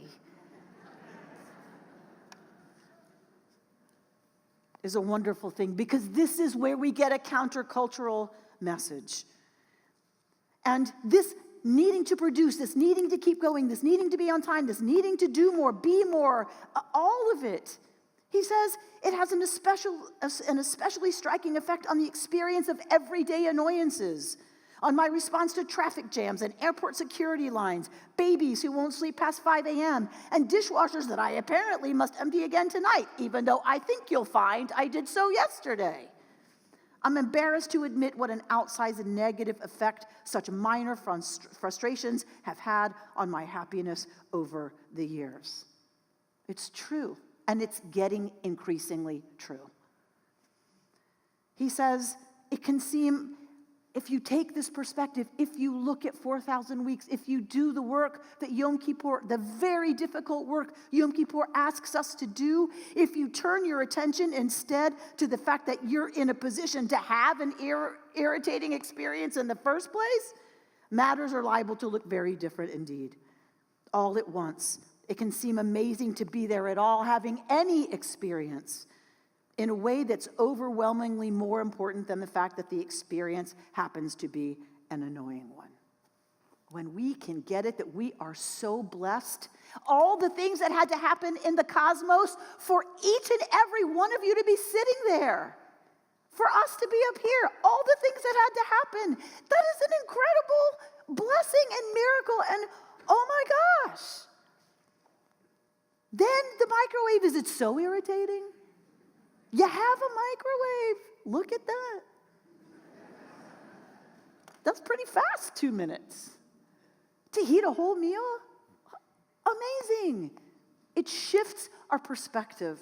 And this is what the rabbis invite us into on Yom Kippur. Then we can choose where we want to focus our time. We can choose what it is we want to pursue. We can maybe even find some time to play. Time to play, to enjoy, to get lost in something just because we can. When we really take it seriously, oh my God, we're here. We have the opportunity to have experiences. Maybe I don't want to do what I'm supposed to today. Maybe I just want to pursue something that puts me in flow, that puts me in that state of not even being aware because I love it so much. And guess what? We don't have to justify why or what good it does in the world. We can do stuff or be about stuff or not do stuff just because. That's what we're choosing to do in this moment. So we think we're making all this choice by being very productive and lining everything up and getting very organized, but really we're not. We're doing what everyone else expects us to do or what we think we're supposed to do. We're being asked to drop into the absolute wonder. These are called the Yamim Noraim, the days of awe, the days of wonder. We're supposed to wonder that we're even here. And then make decisions about what we really want to be about at any given point in any given day. And then, there it is. There it is. Okay, $50 to your favorite charity. But that was my next point. So thanks for the setup. Ever taken one of those out and come up for air about an hour and 45 minutes later? Right? Ever open a device and wonder where 2.5 hours went? Well, this is a common experience for us as adults who kind of go, uh-oh. But our young people, this is how they function. They're completely used to this. And so you might think, okay, well, we can get better about limiting our time on these devices and being exposed to these things. That's fine. And we can. We can set little alarms and all those things that tell us too much time, Amy, on the internet, whatever. Okay. And we think, okay, then that fixes it because whatever I'm doing, I can decide how much time and then but here's the problem. What we do, what we're exposed to, how things work on the internet impacts who we are and how we see the real world when we come out of that. That's the real issue. I spoke at Rosh Hashanah about unintended consequences of the technological revolution. This is one of them. That we think we're just checking up on our friends on Facebook or Insta. Why don't they put the gram on the end of that? I really don't understand it, but whatever. So Facebook, Insta, and what's that other one? Snapchat, thank you. So before his TikTok, thank you. Thank you, exactly. So before his conversion, our friend Oliver Burkeman said,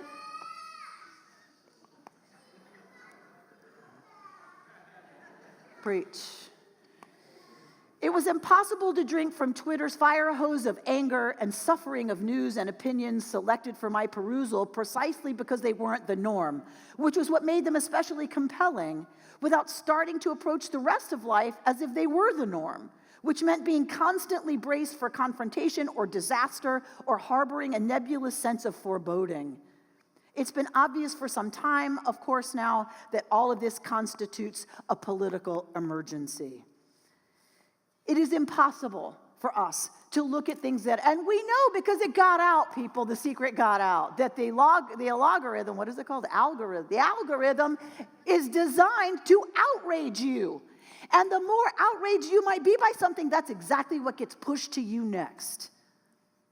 So we think that has no impact on what we expect from the world we actually go out in. The world we go out in from our perception is shaped by what we just heard and what we just read about those idiots. That shapes our expectations of interactions with people we disagree with. It shapes our expectation about what we're going to see and experience in the world today from other people. It's not helping us be a more civilized, respectful, engaged citizenry. It's detrimental to our own mental and emotional health. We have to start thinking not only about how much time we spend on these things, but what it's doing to us. And we have to choose big-time filters to prevent some of this from being a constant drip into us of cynicism and despair and being ready to fight, because that's what we're so marinating in social media. Maybe the most helpful point that I took from Berkman's reflections on 4,000 weeks is that also we have an incredibly short amount of time. An incredibly, insultingly short amount of time. So guess what? And just hang with me. We really aren't going to make that much of a difference. We really aren't. No matter how hard we try, no matter how busy we want to be, no matter how much we take on, we live a really short life, and we really aren't going to impact that much. That is not depressing. And I know you think this counteracts my Rosh Hashanah message, but it doesn't. Because if we can just relax into the fact that we are not going to accomplish all that much or impact all that much, we are freed up to really pay attention to what we can impact. We can then just choose to do a couple of phone calls, banking for our favorite candidate. We can actually send a check to Planned Parenthood. We can actually do some things and focus on getting those things done that really can have our lives make a difference. Yehuda Kurtzer, I talked to you on Rosh Hashanah about Yehuda Kurtzer talking about dreaming and dreaming big and how we're thinking too small. He's right.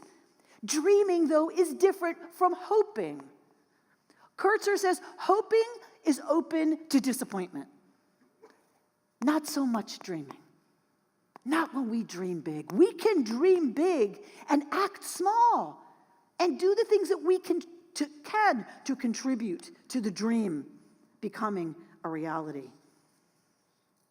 To hope, says Derek Jensen, for a given outcome is to place your faith in something outside yourself and outside the current moment.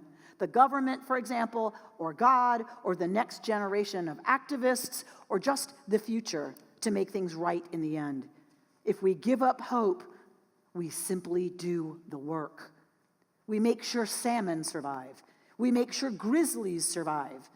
When we stop hoping the situation will somehow not get worse, then we are finally free, truly free, to honestly start working to resolve it.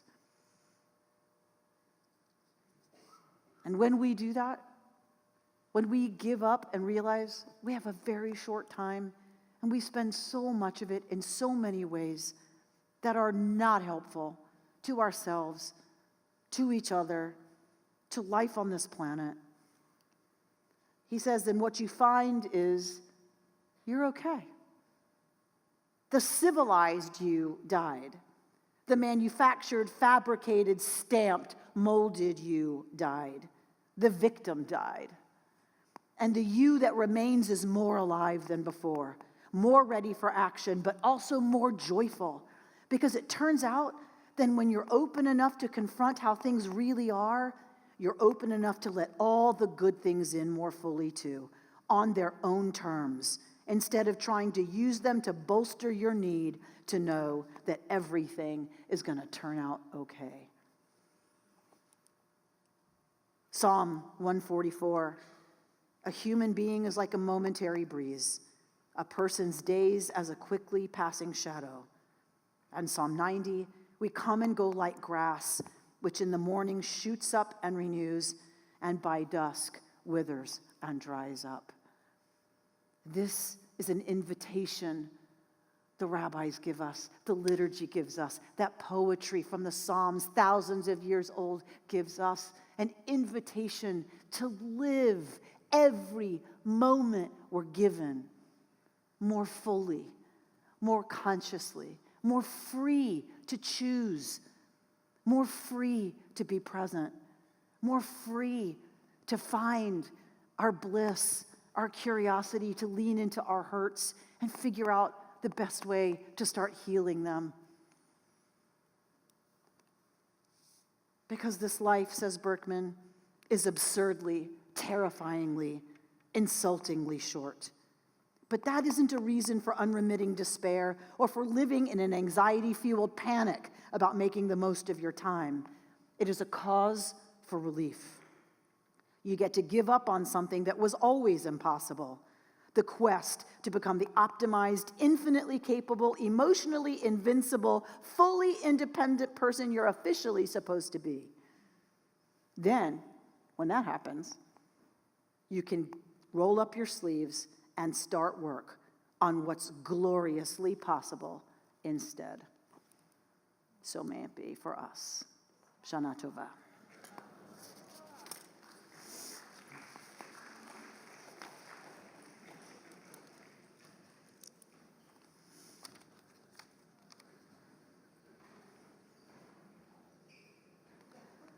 We invite Gail Pekelis to open the ark for Shema Kolenu on page 954.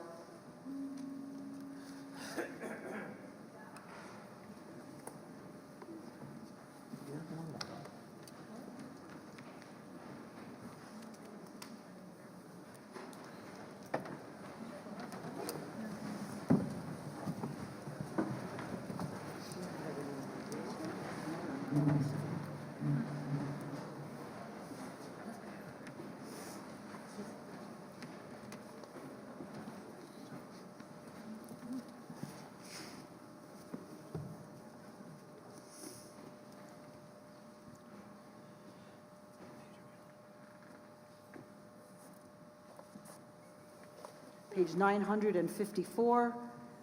In your machzor at home, page 191.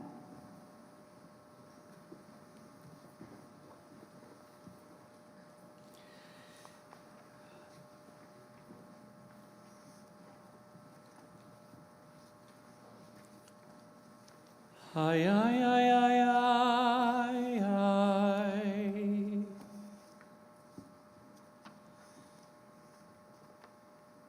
Ay, ay, ay, ay, ay, ay.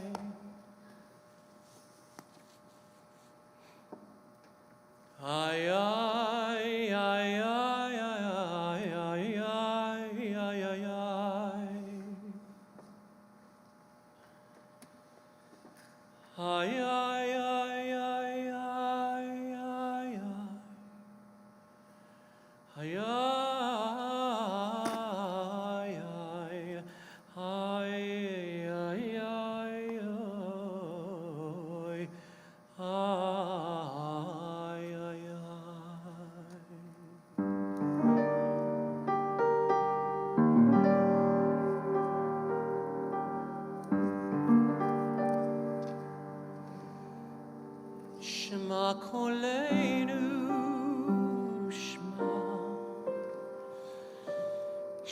Shema koleinu, Shema koleinu, Adonai Eloheinu,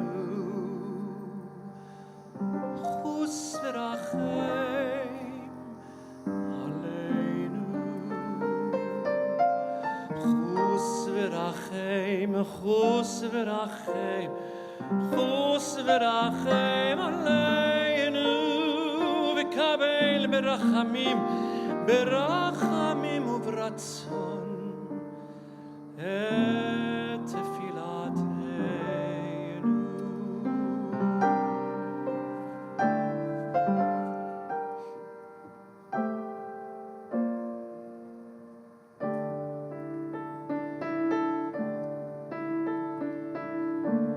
Hashivenu, Hashivenu, Hashivenu Adonai Elecha. Hashivenu, Hashivenu, Hashivenu v'nashuva. Hashivenu v'nashuva. Chadesh Yameinu kekedem.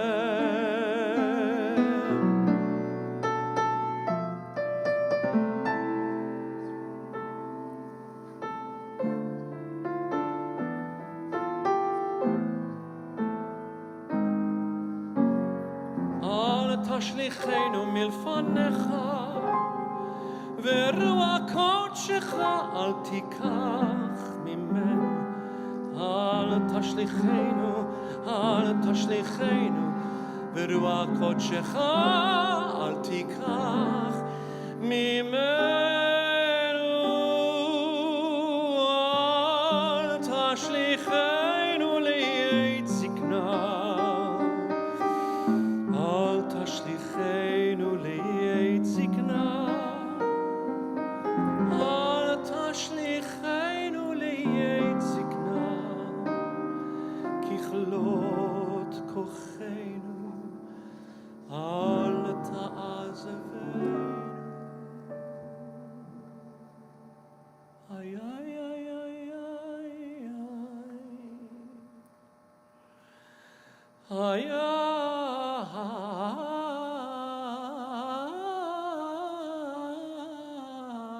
ay, ay, ay, ay, ay.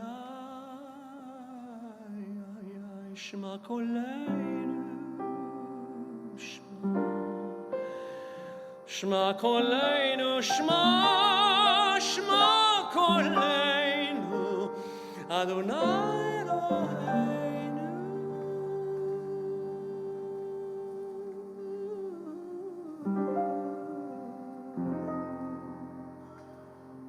Chus v'rachem aleinu.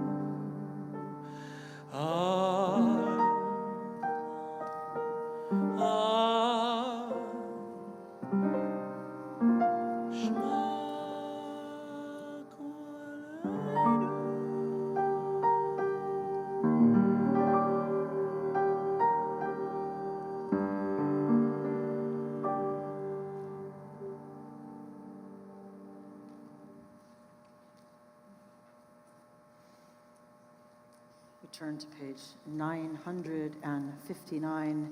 As in English, we begin our communal confession. Ay, ay, ay, ay, ay, ay, ay, ay, ay, ay, ay, ay, ay,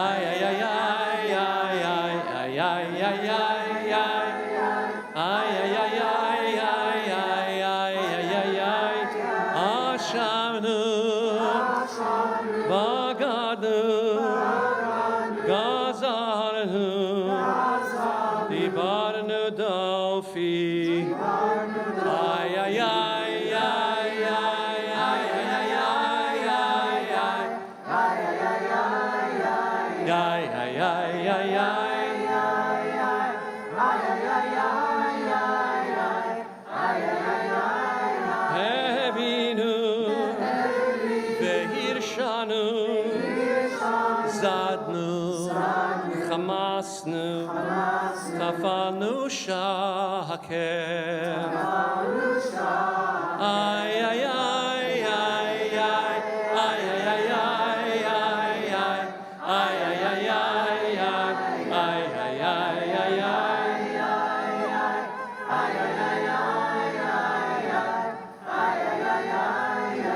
Yatsnura, Isavnu, Latsnu, Maradnu, Yatsnu, Saradnu, Avinu, Ashanu, Saradnu, Kishinu Ore, Ay, ay, ay, ay.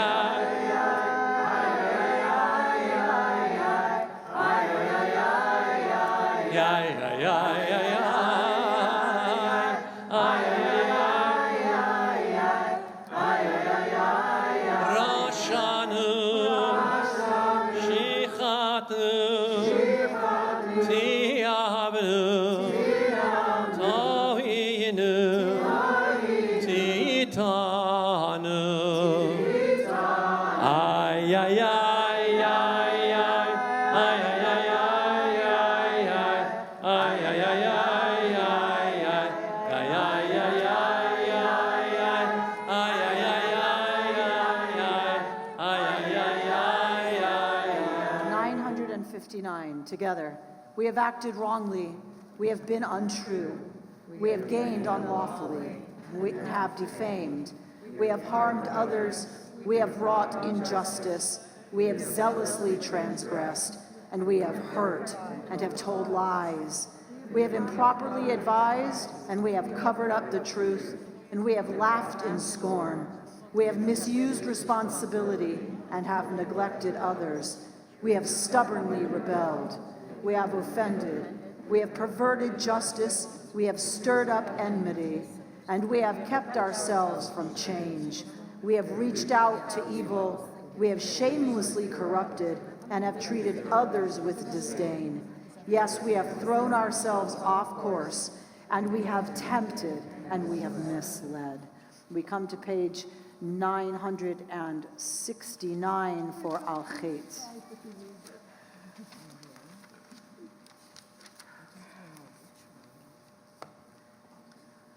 The words of the poet Ruth Bryn. Together. For the wrong we did before you by listening to voices at odds with what we knew was right. For the wrong we did before you by not listening to voices telling us unpleasant truths. For the wrong we did before you by closing our ears to the poor and the hungry. For the wrong we did before you by not working at relationships. For the wrong we did before you by making no time for those who needed us. For the wrong we did before you by abusing our health. For the wrong we did before you by unnecessary anger. For the wrong we did before you by giving in to bullies. For the wrong we did before you by talking of others' failings behind their backs instead of face to face.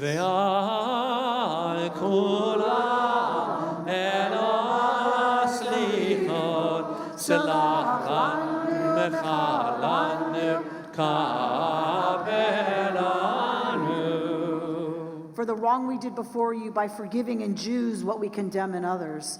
For the wrong we did before you by forgiving in others what we condemn in Jews. For the wrong we did before you by taking Israel for granted. For the wrong we did before you by polluting our environment. For the wrong we did before you by cutting ourselves off from people of other races and cultures. For the wrong we did before you by being afraid of others' disabilities. For the wrong we did before you by callous treatment of those with whom we live. For the wrong we did before you for callous treatment of those with whom we work or study.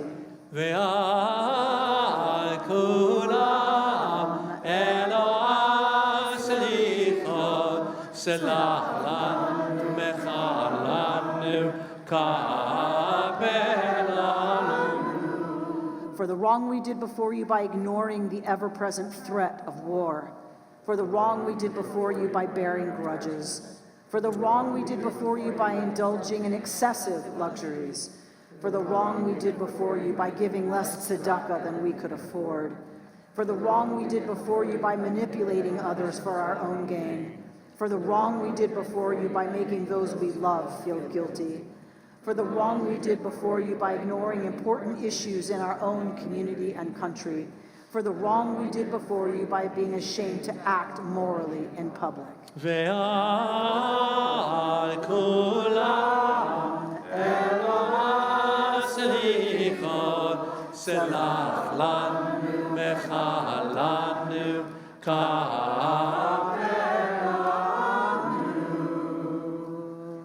You may be seated. Our services close a little differently on Yom Kippur because, as we said, the rabbis see it as one long day. So we don't close the usual way. I need the last page.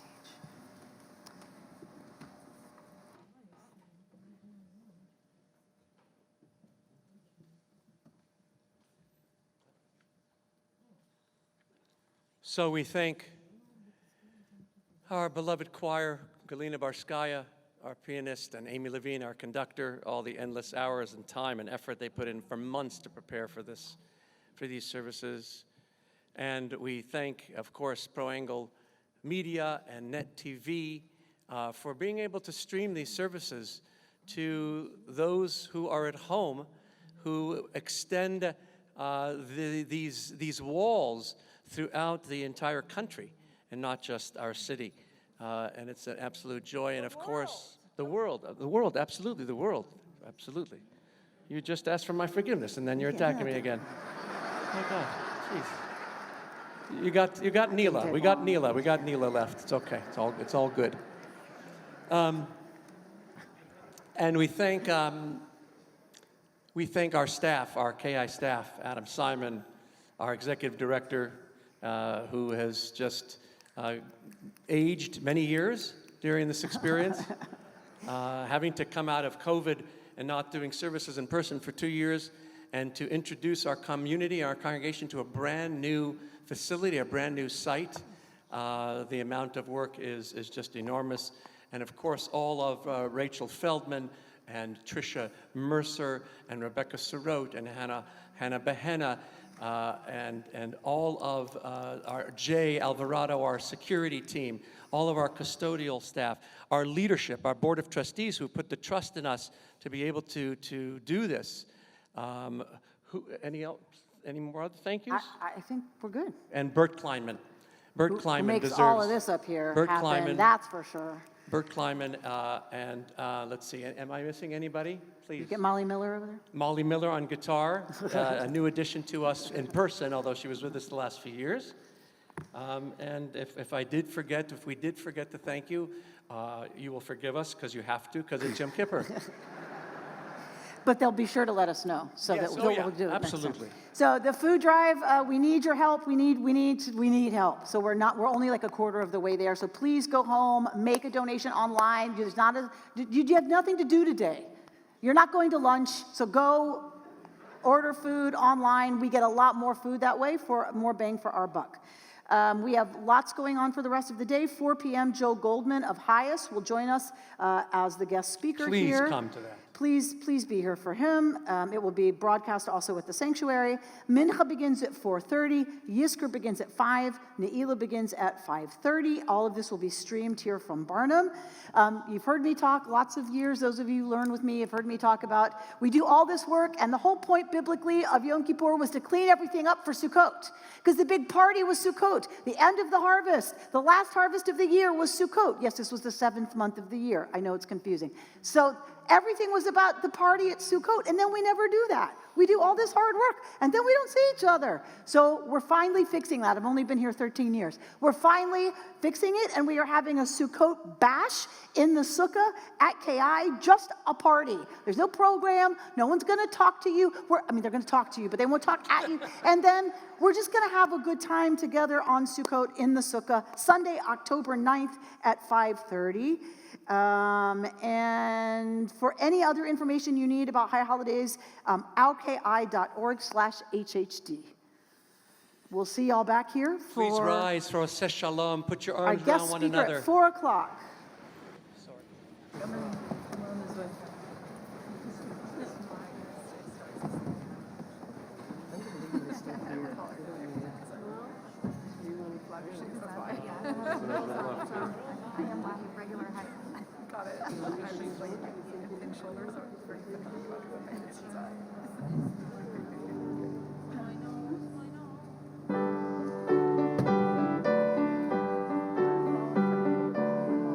עושה שלום במרומיו, הוא יעשה שלום עלינו.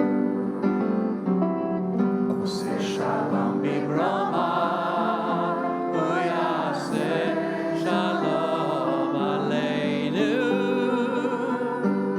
עושה שלום במרומיו, הוא יעשה שלום עלינו.